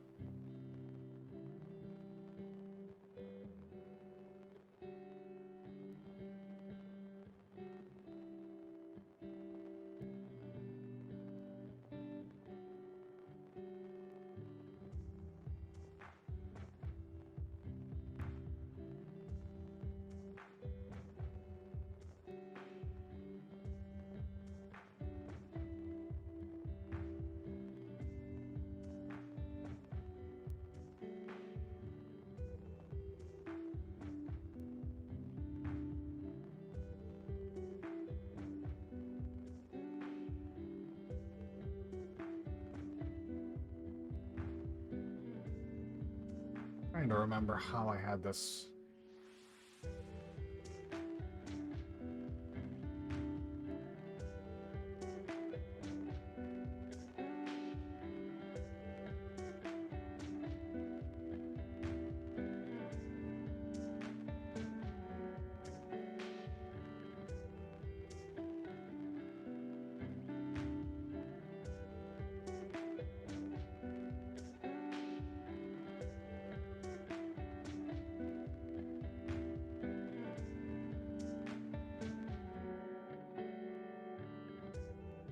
Alright, so that one's all said and done.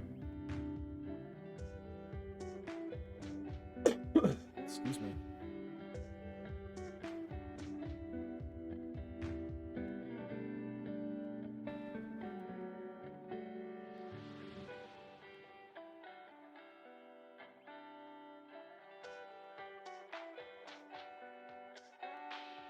Yeah.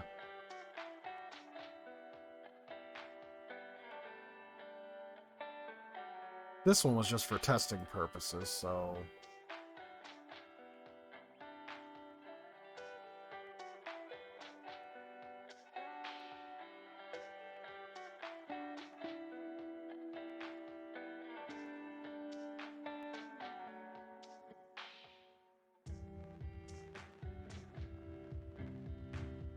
Yeah, I forgot that when I first got this thing, I just downloaded a whole bunch of these different maps that other people had, and I was like, man, this is some really cool stuff. People have made some amazing maps on here.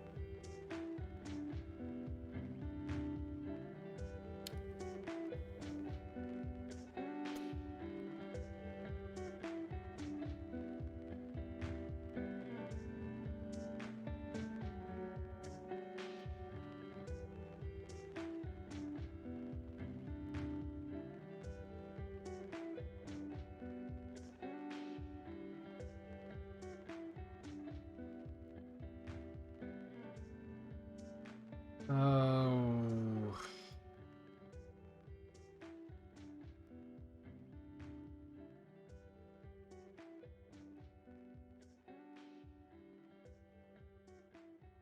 So I think if I cut that out and then just go back to...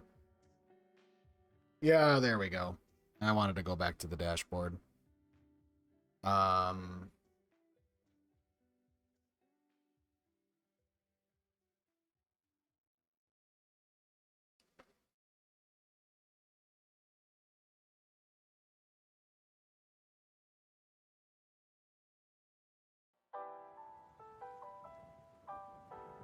Liftoff of mission 41B, the first flight of the orbital Discovery, and the shuttle has cleared the tower.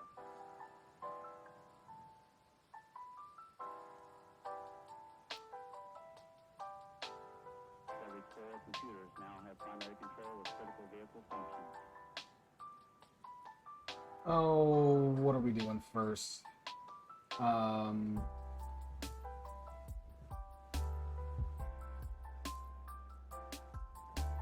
Got 3 of them. 4, technically.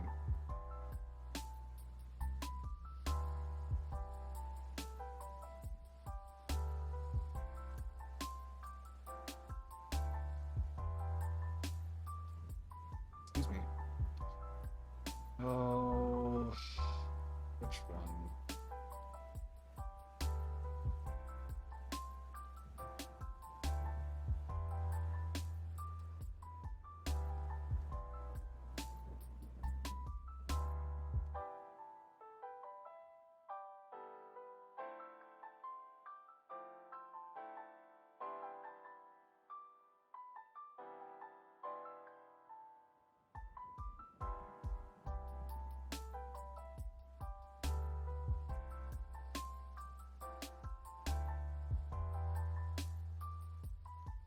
Sure, meowdy partner, it's time for scratches.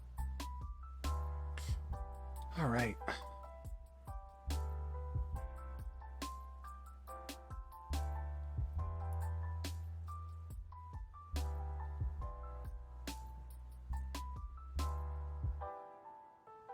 That's one small step for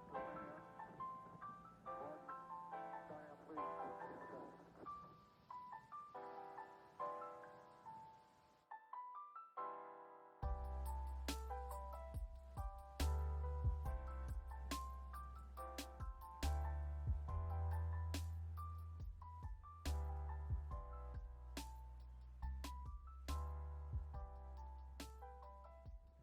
I could probably bump that brush up a little bit.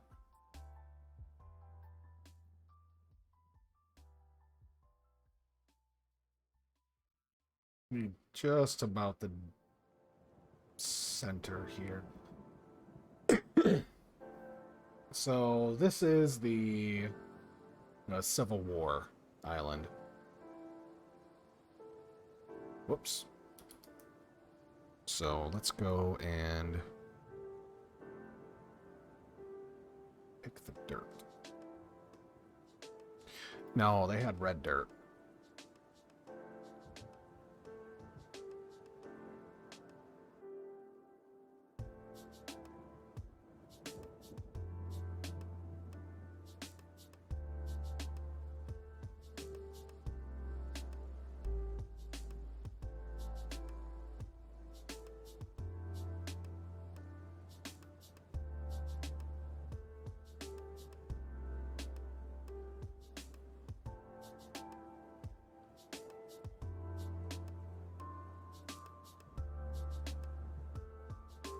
Ugh, thought I was gonna have to sneeze.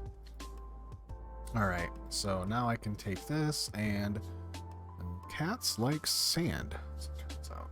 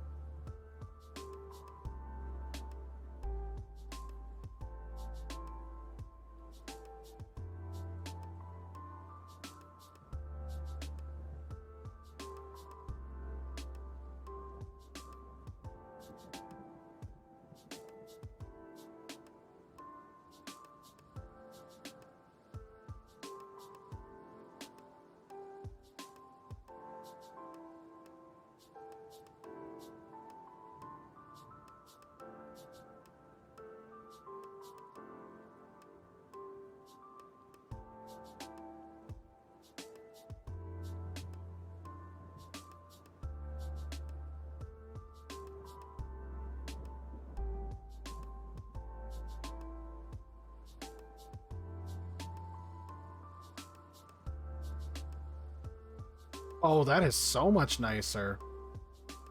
It didn't used to work that way. So now once you have this selected, as long as you have this attached, like you can see the border around what you've just drawn, it redraws it.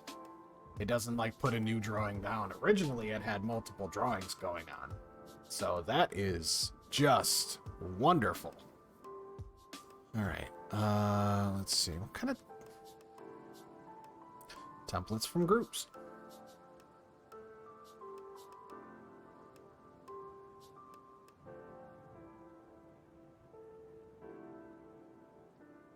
Let's see, a new floor.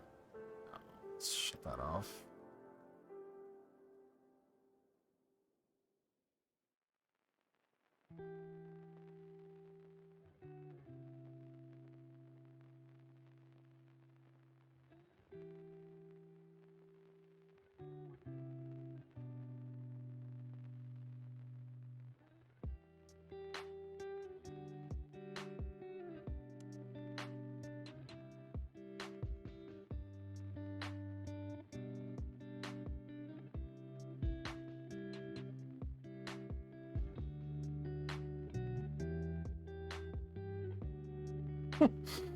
Oh, that's cute.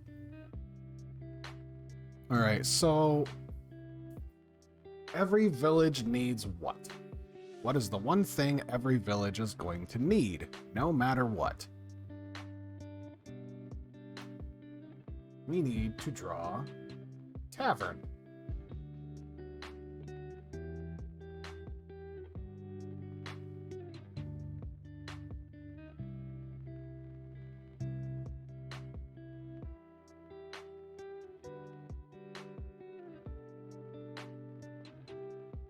Or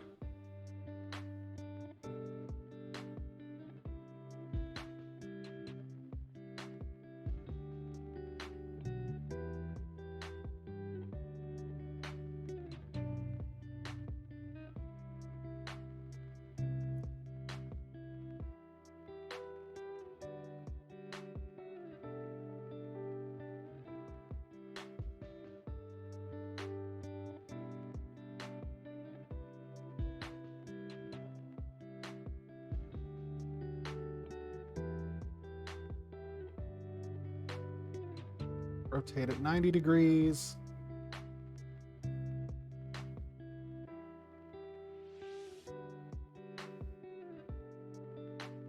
Bring this in.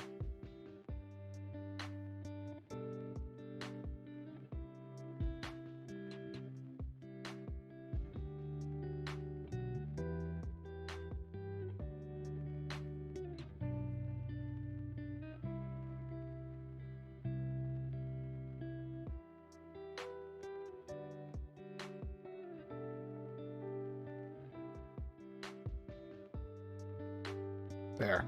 The cat's meow.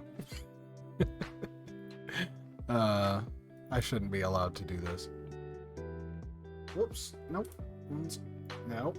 Let's cut that out.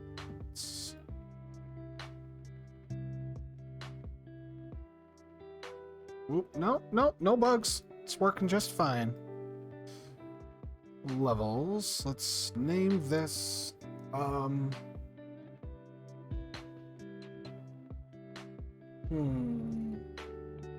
What should the name of the Felis town be called?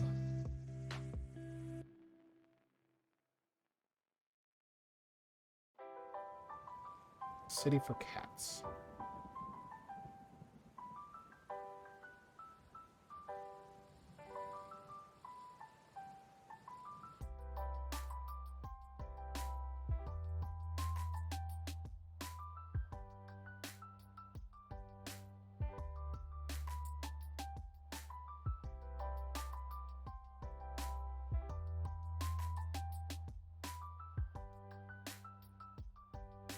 Oh.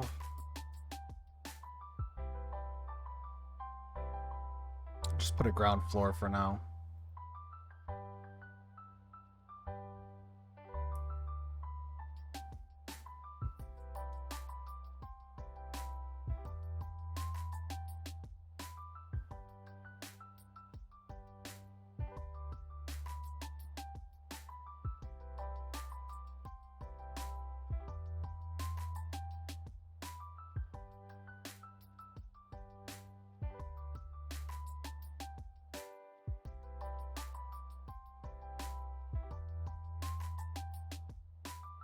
All right, so outer wall should be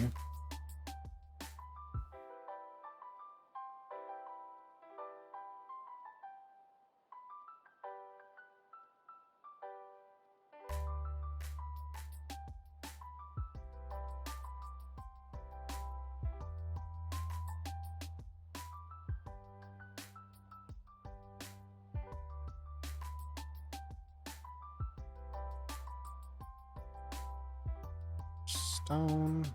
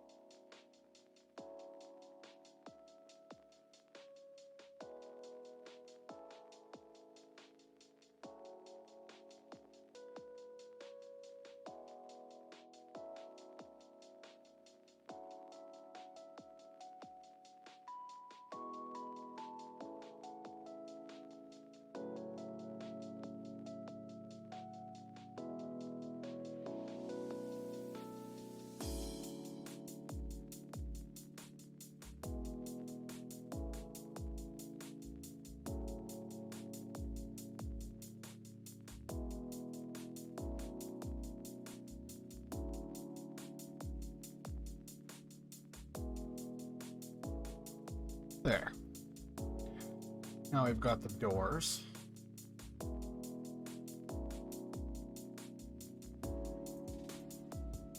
I really should scale that down. Let's go down to 50%. That's a little better. 65. Beautiful.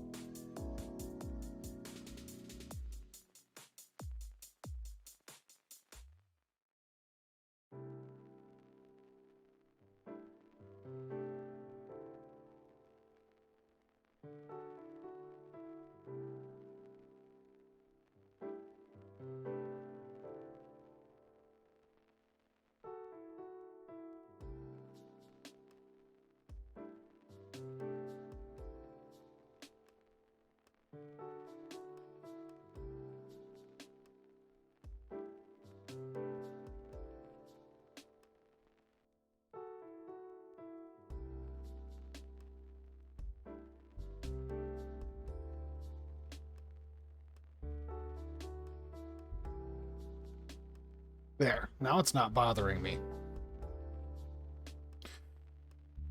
Alright. So now I can draw more rooms. We can do, let's get out of ground.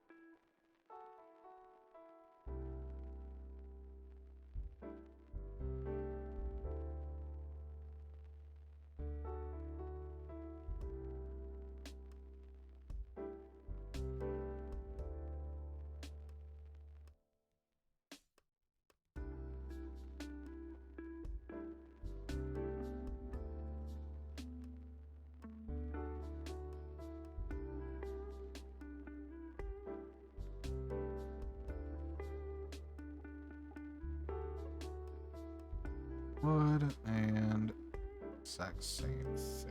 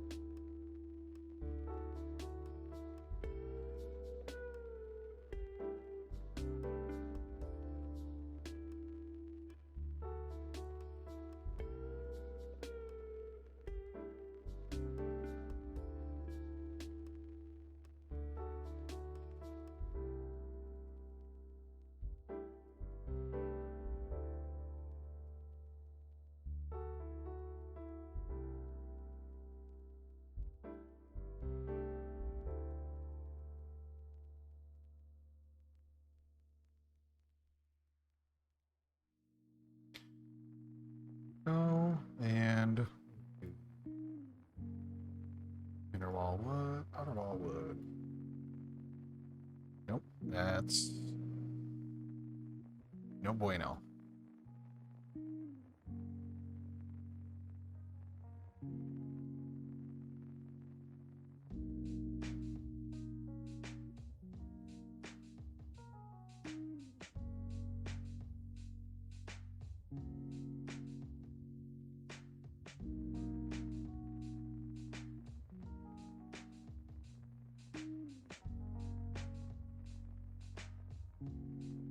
Okay, now I think I should be able to grab a prop or two. Got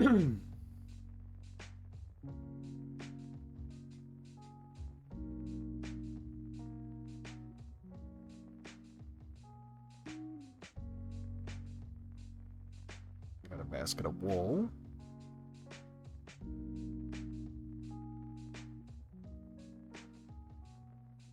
Another basket for stuff.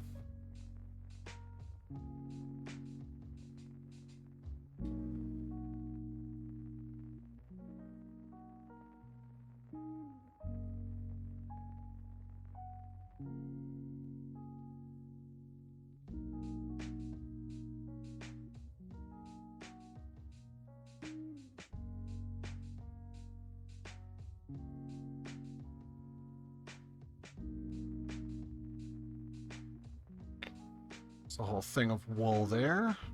And now I need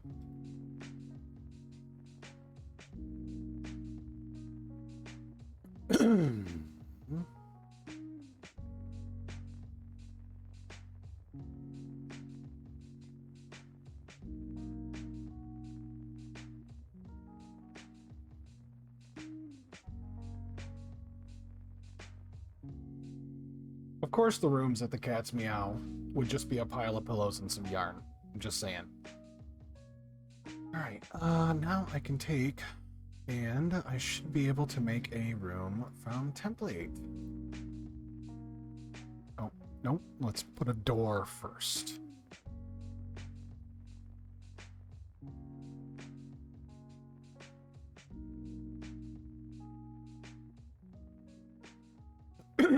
Take the snap off. That should be fine. Now I should be able to.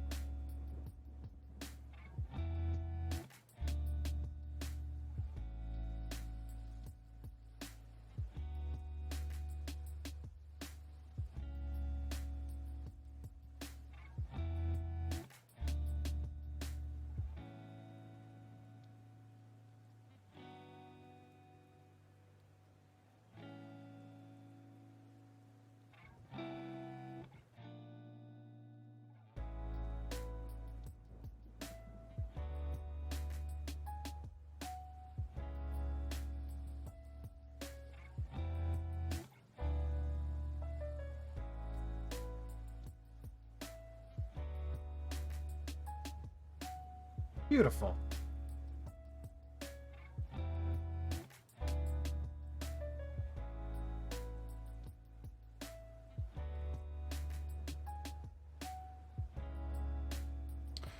It's really coming along.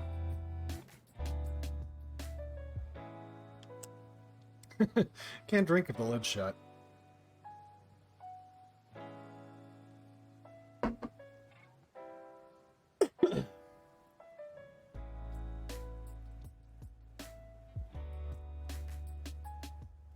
So now we need to go back to and I need oven. No, not a pillow oven. Stove?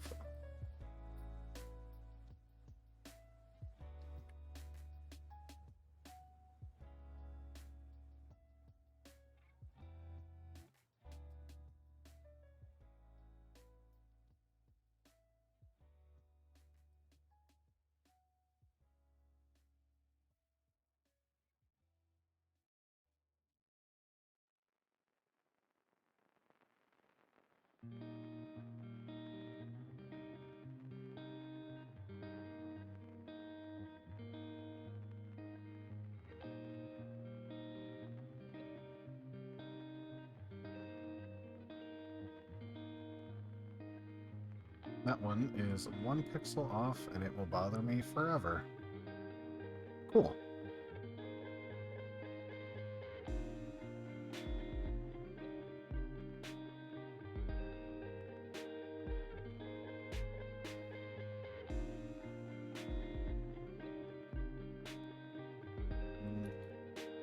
Tables.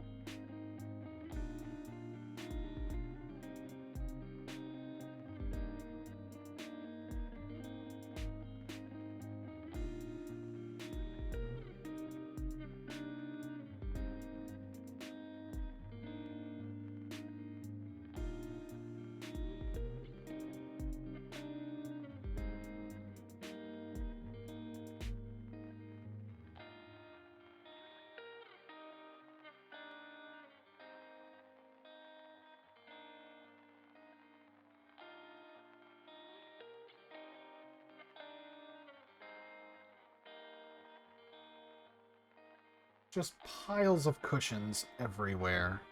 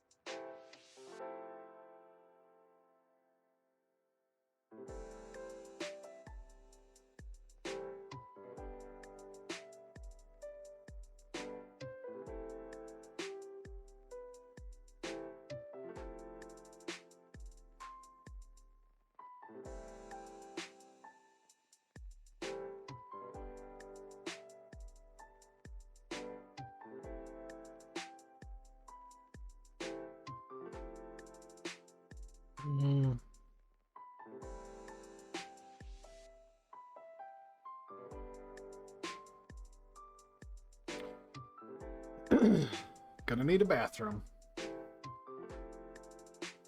And now there is one.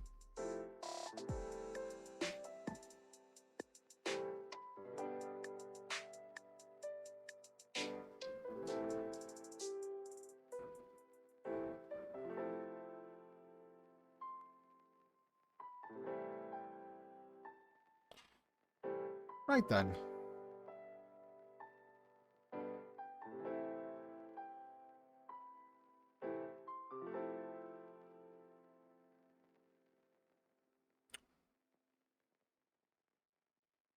Now I can rotate this, I think, 45.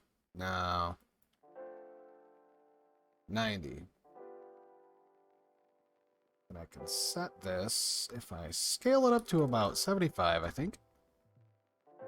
I can set it here. These will essentially be... Nope, wrong way. That's the way.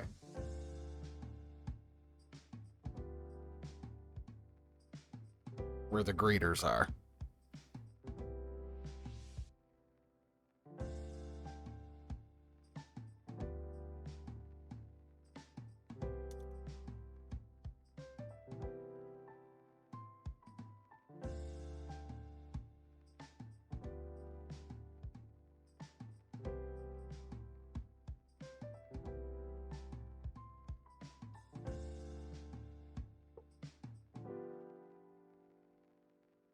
Gotta start somewhere. So the first thing you do is you get yourself an inn.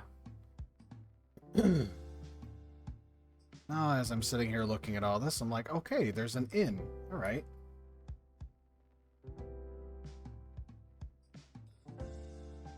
Now that's all done. Now what else is there? Well, the inn's probably going to need to get their stuff from some places, so next up would probably be something close to a grocery store.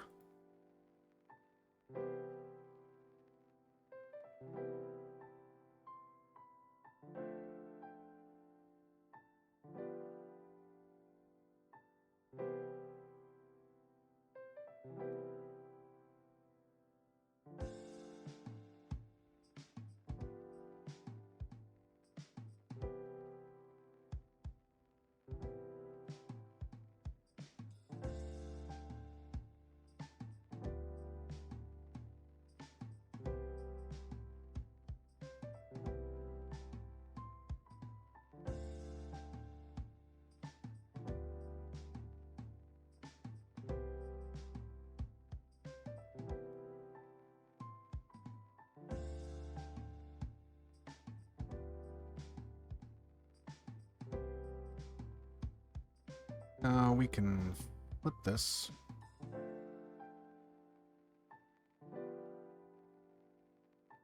There we go. Now I can head back over to props.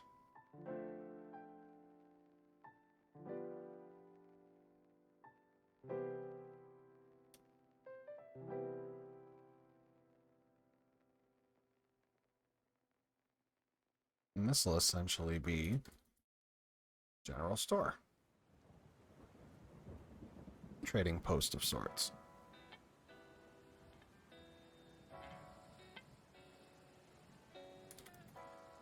Whoa, not 753%. Just 75, thanks.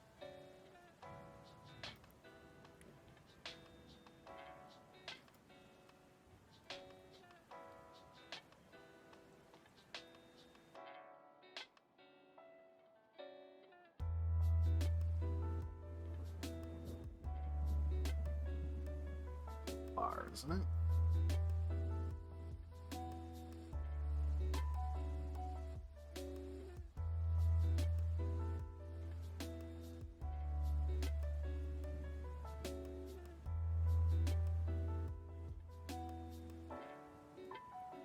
Nah, I ain't got room in there.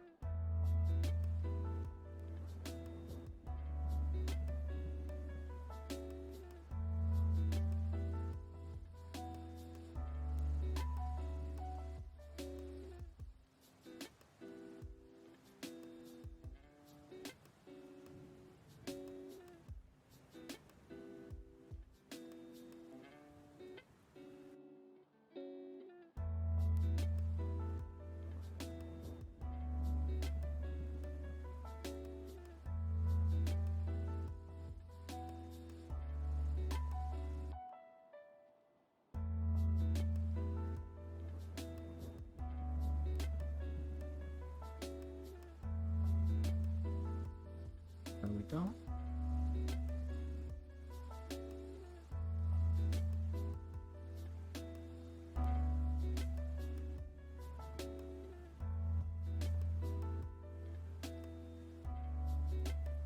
Put a workbench over there, and now can scroll down to fantasy.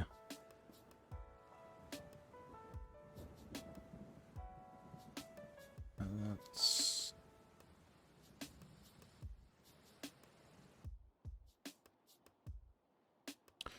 and we're gonna need some tables.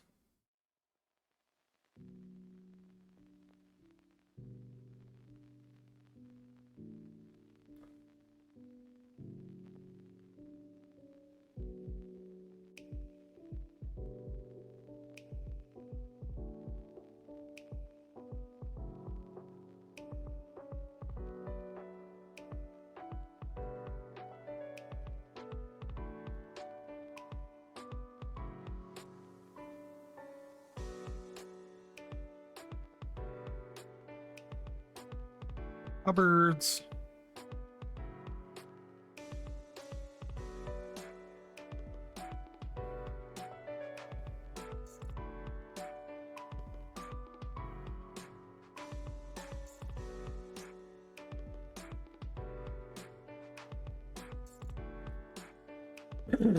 Couple hogs heads, you never know.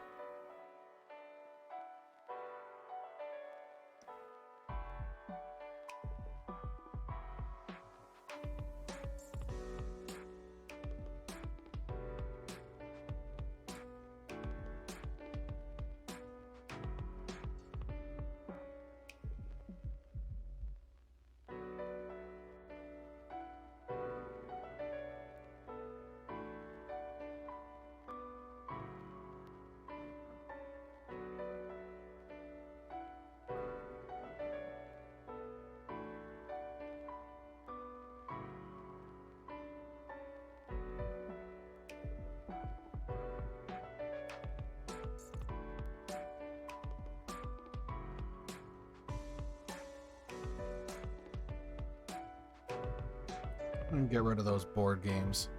As fun as it is, I think I'd rather have tables.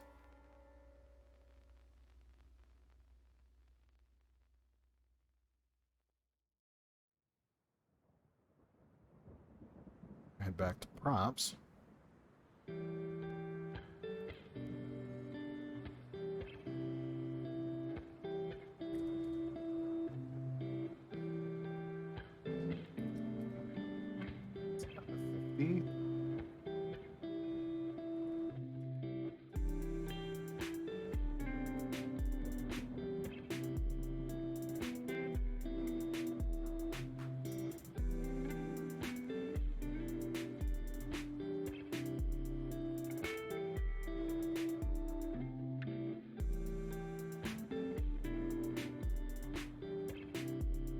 Couple backpacks.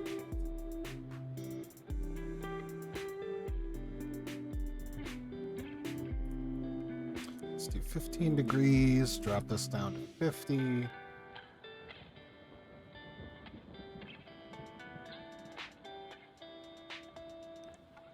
Got some bows.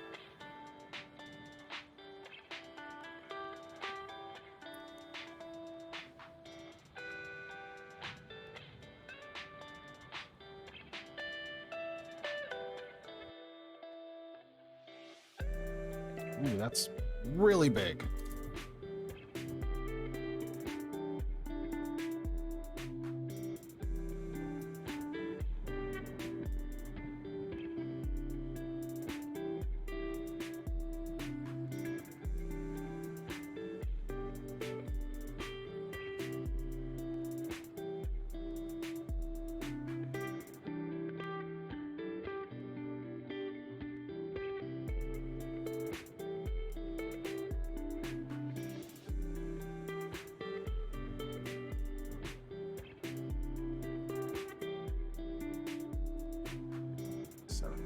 %.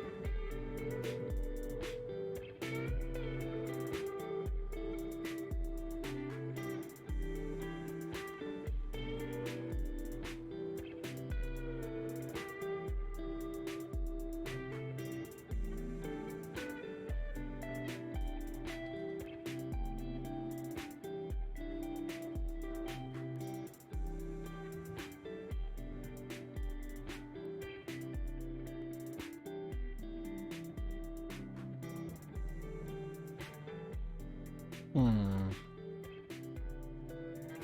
What else could an aspiring adventurer want?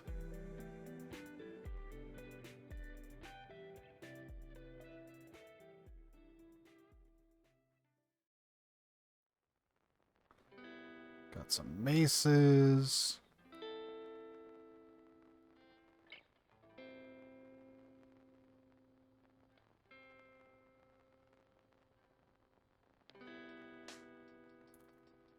Got 50% on that. Couple bedrolls. Never hurt anybody. Broken gravestone. Oh, some books.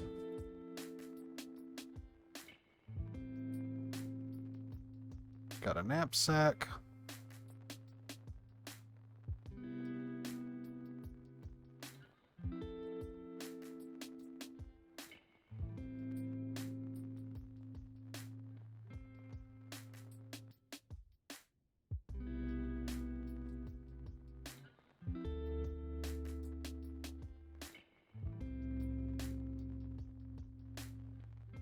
Hmm.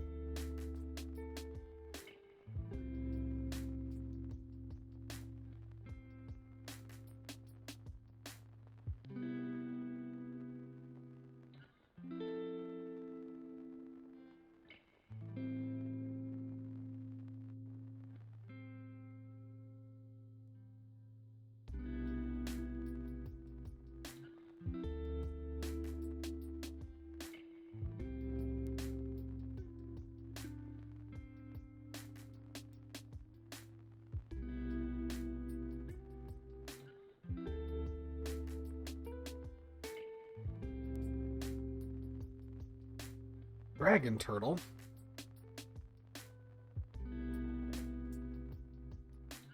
Screw it. This cart's being pulled by a hippopotamus.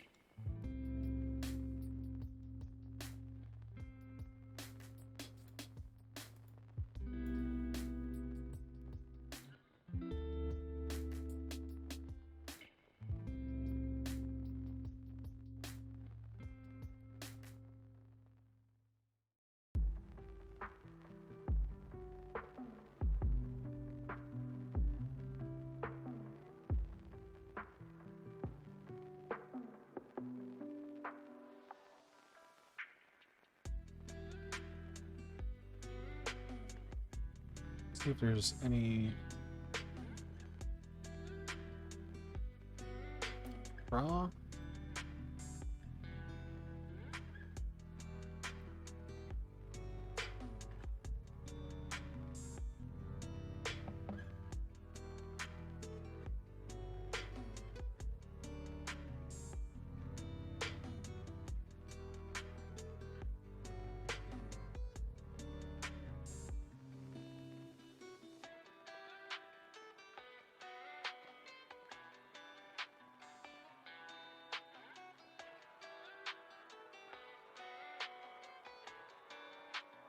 All right, so we got a general store. We've got a tavern. The next thing that we need is, what would they be doing? We would need some sort of place, like a town hall.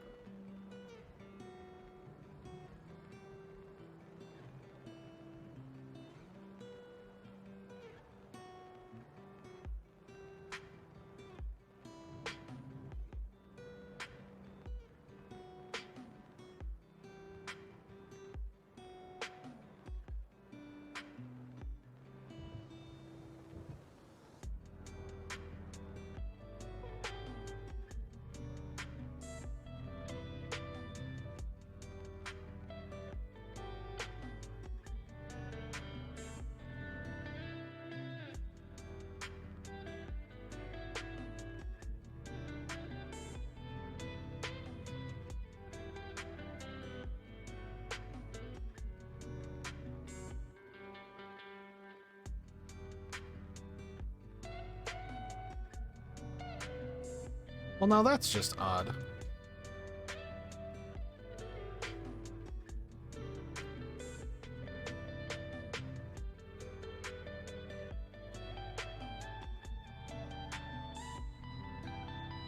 Suddenly, that color doesn't want to play nice.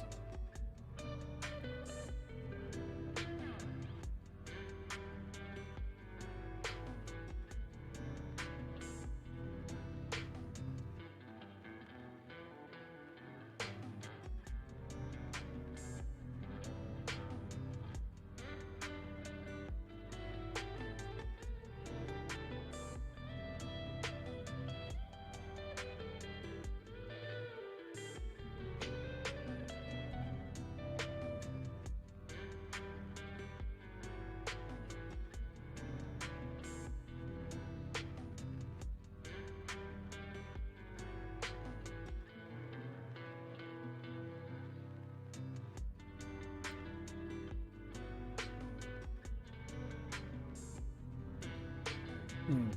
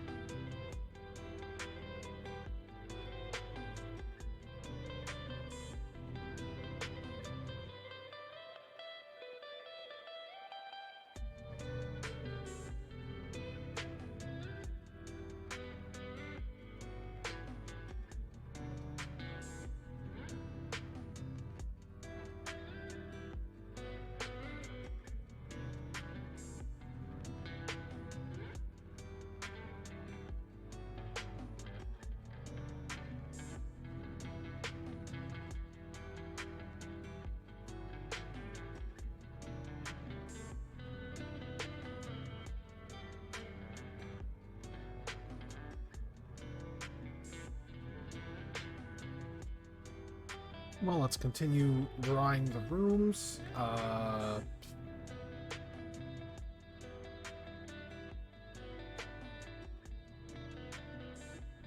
Honestly, I should probably just bring that down like this.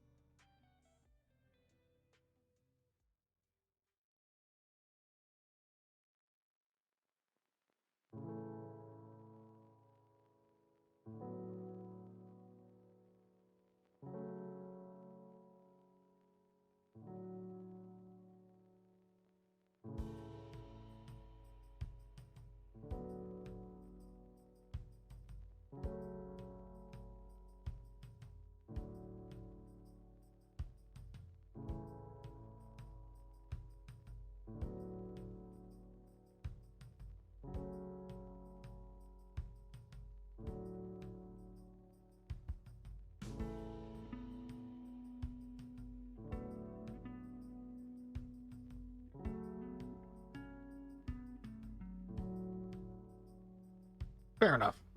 Okay, now I can put these giant double doors.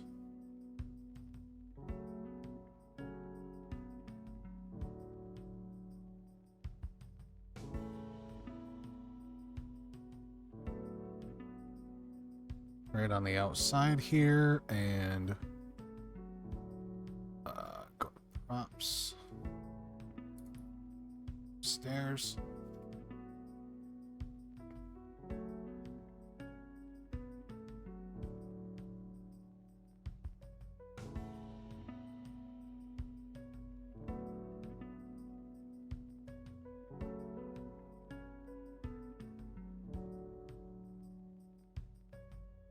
$150. Put it at 45.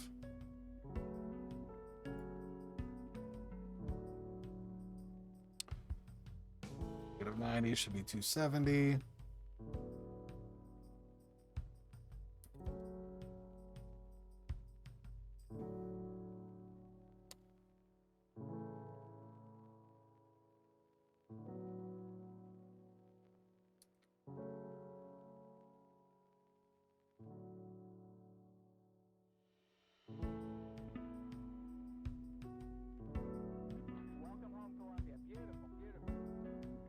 Blast. I'm off just by, yeah, like 2 degrees.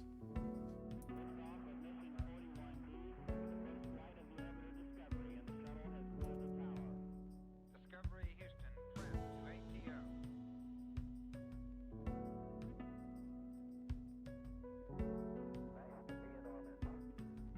4301. Beautiful, beautiful.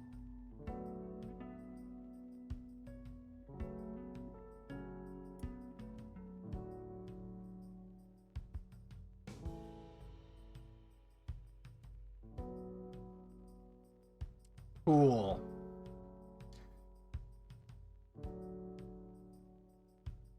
All right. More props.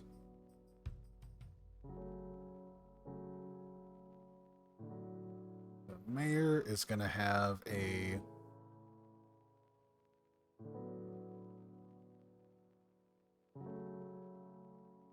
two single doors there.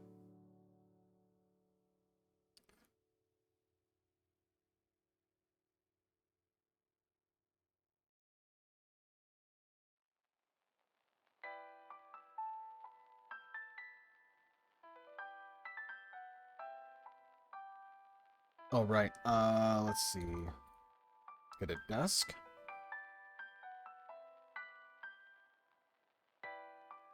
An organic desk? Disgusting.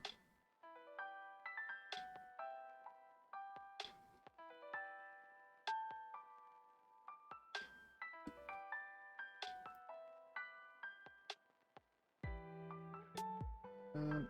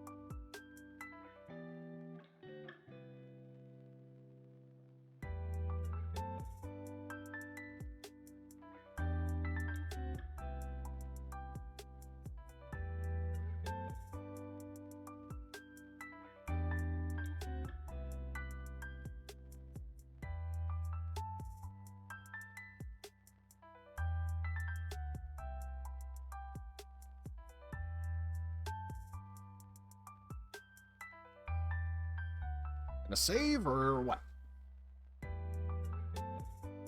Nice.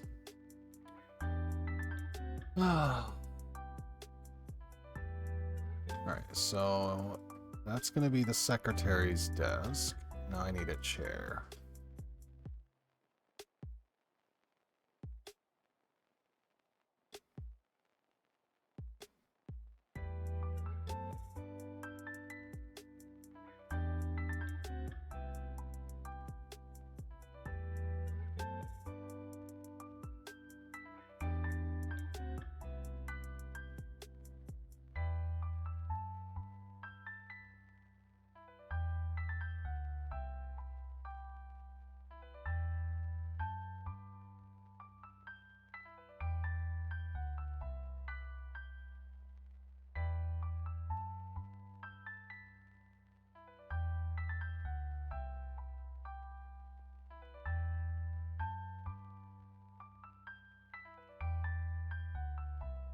Fancy desk.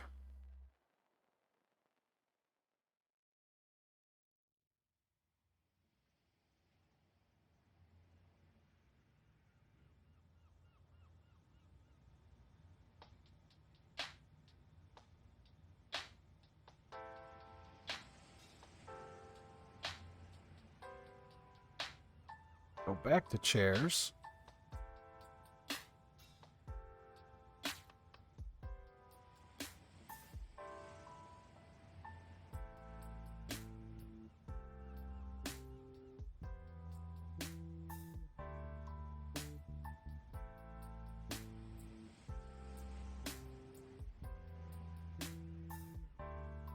Get a table.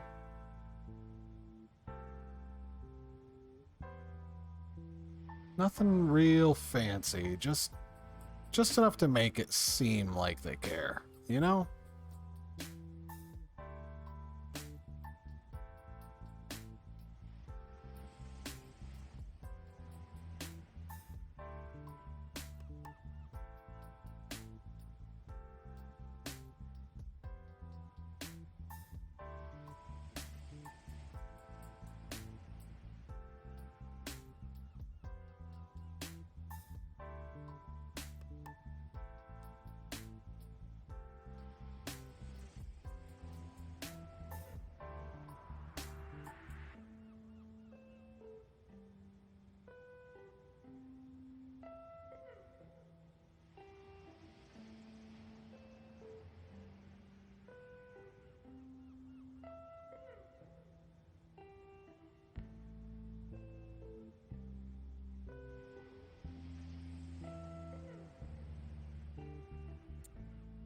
Oh, what do we want now? Carpet? They have long carpets? They do.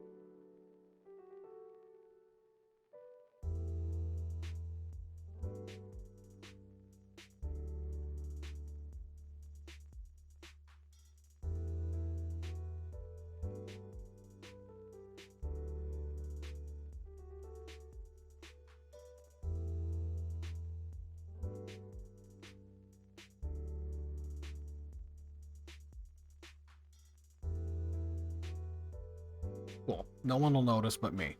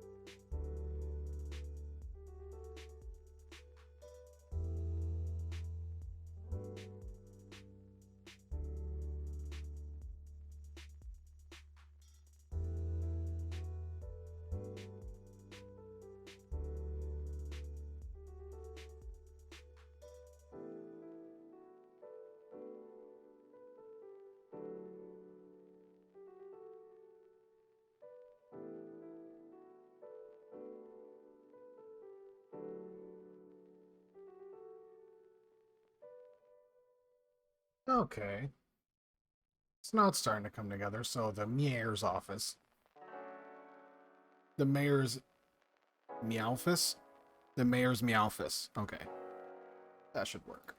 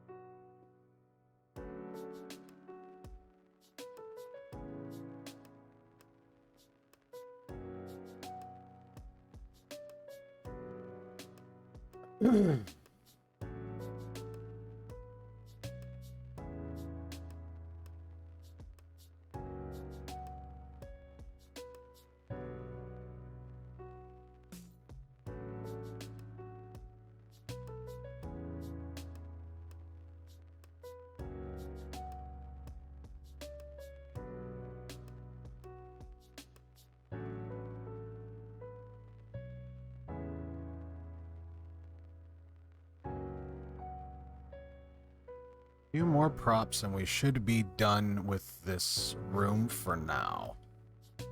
Let's see. Let's get out a carpet, and I think we could probably go,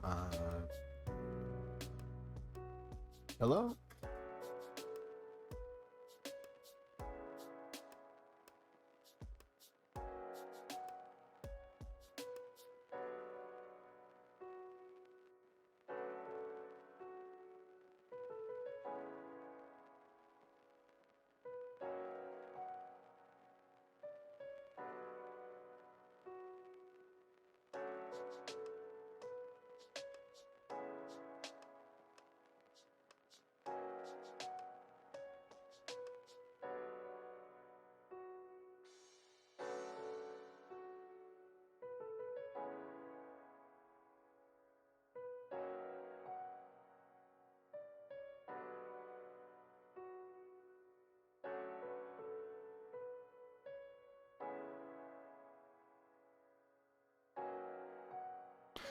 Again, I should not have control over making worlds. I'm having way too much fun.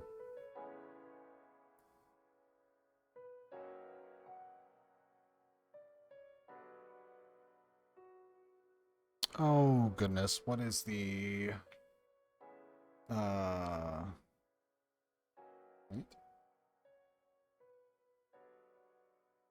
Plant?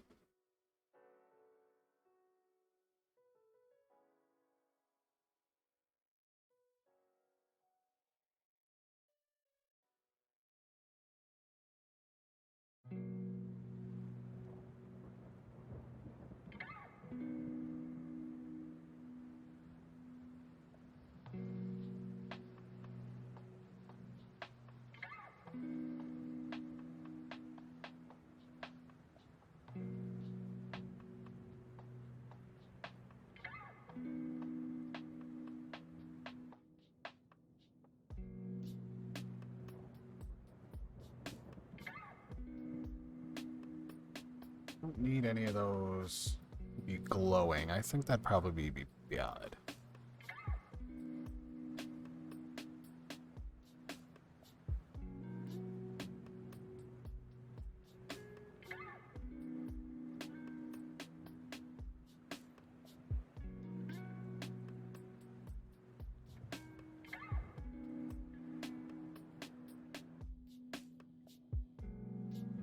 There.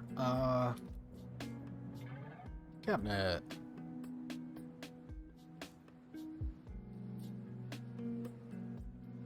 All right then.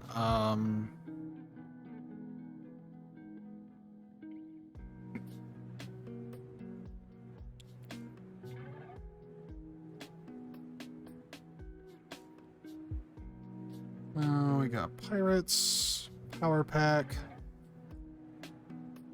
rooftops.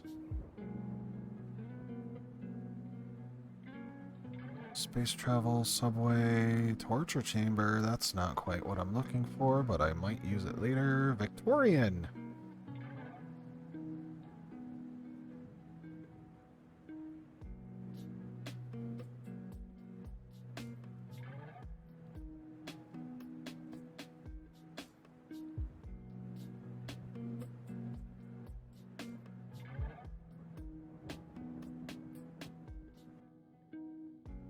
Nah, you can't even see that. I think... What is this? Bottle with a candle? Oh, okay.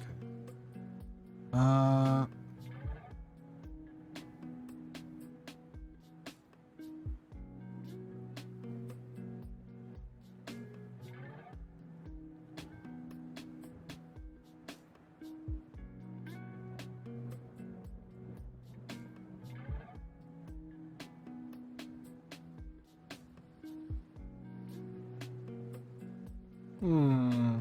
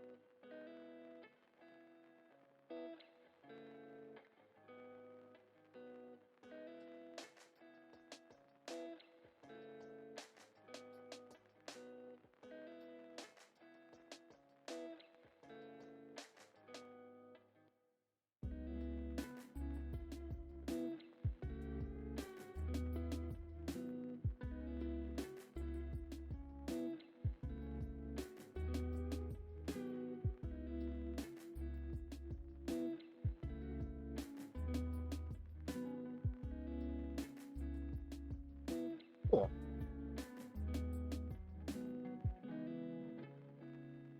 Make sure that gets all saved.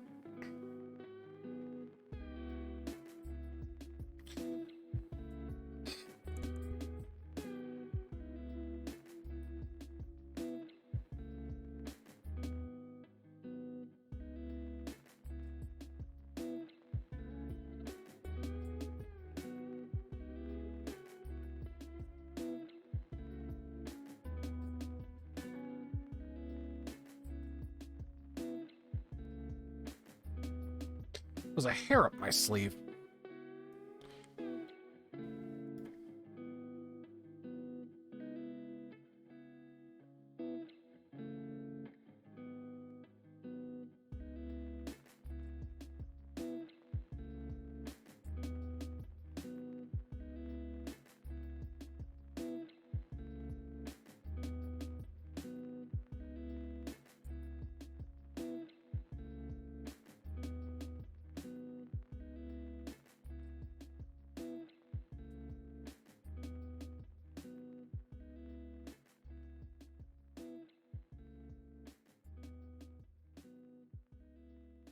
Doors, just to double check here.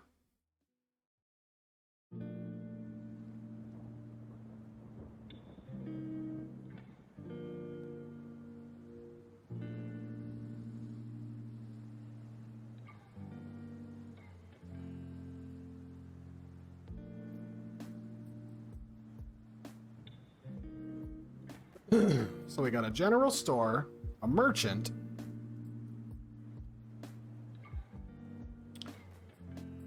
the inn, the mayor's meowfus, and I think the only other real things that we could have going is I would need to put some sort of domicile or like a farm, I guess. I could probably do that. Let's go to props. Maybe they got something pre-built. Farm? No, I'm in Victorian, that's why. Farm.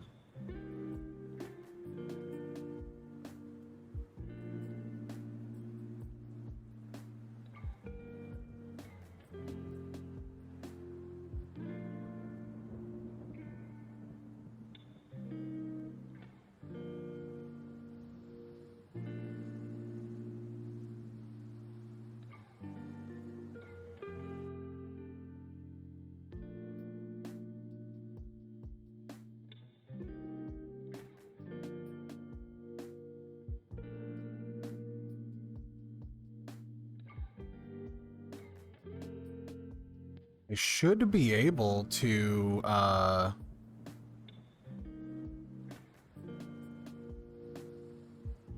yes. Whoops.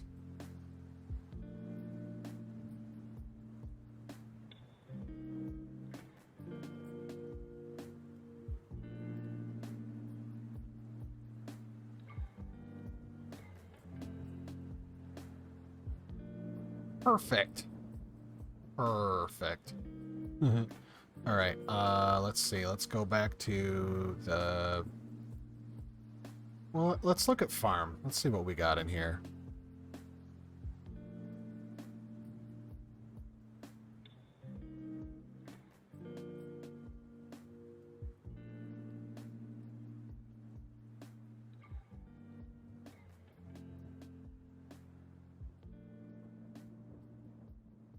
Bags of seeds.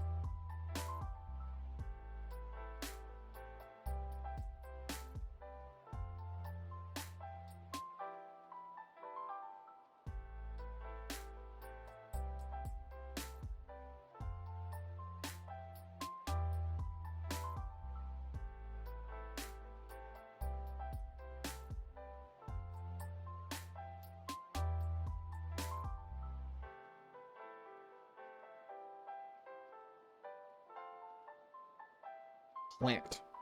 Where are these?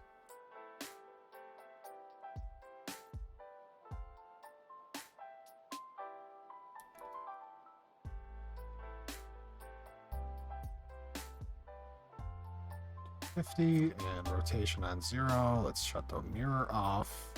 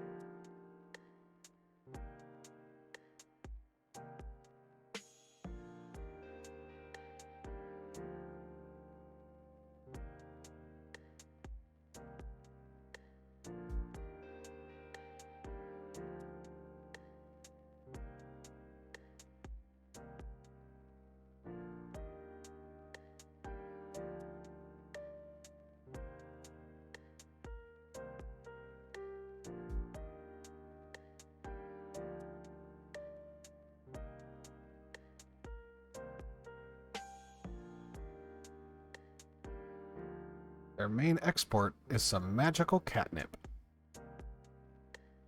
And there's a lot of it.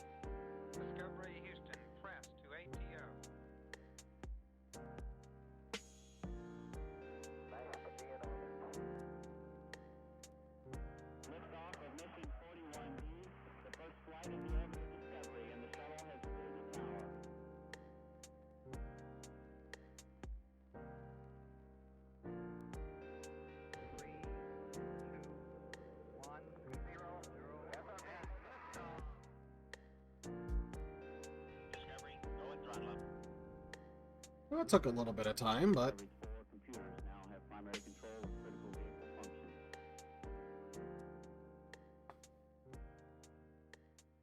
could do a little bit more detail, I think, but generally, I think that pretty much sums up everything that's going to be going on in this little area. Shouldn't need any more than that, really. However,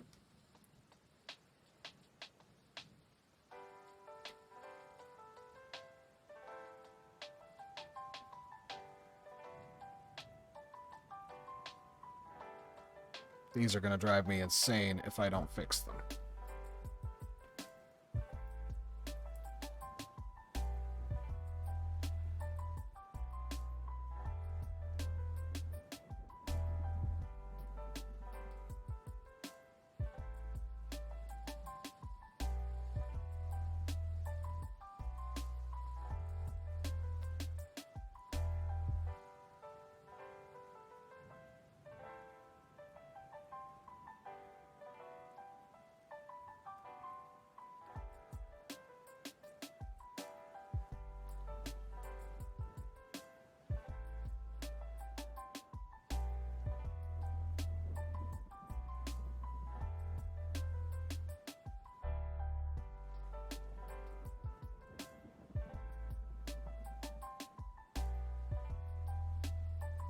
Um,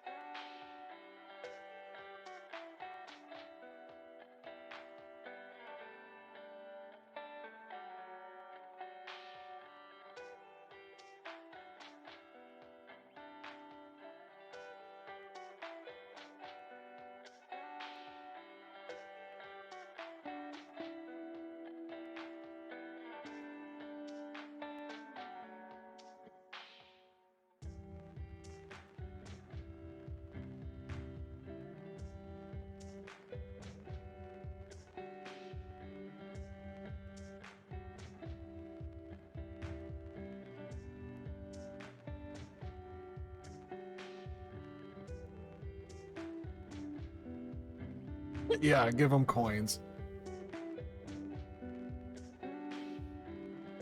Oh, get out of there.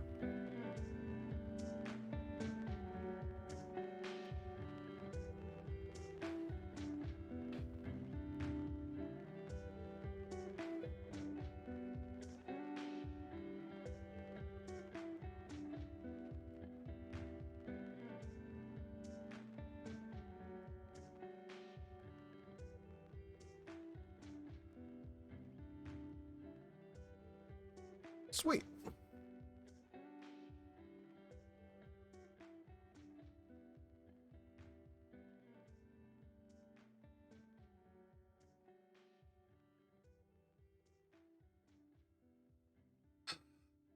So there's 2 more I'm gonna need.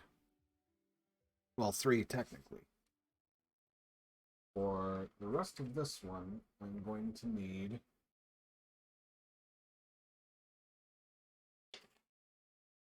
Let's see.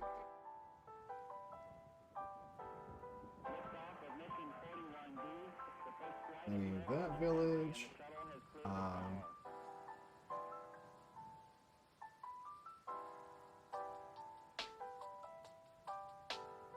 Every 4 computers now have primary control of critical vehicle functions.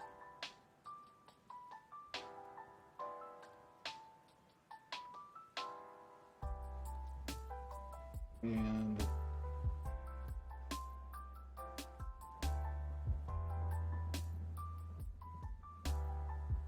works for me. Need the other village, a battle map for these guys, a battle map for the other guys, and the tower at the end of it. So that's gonna be a lot of work. However, couple days in a week. And I think that is all I've got in me for tonight. So, thanks for coming around and hanging out. Hope everybody has a great night, and I will catch you all later. Peace.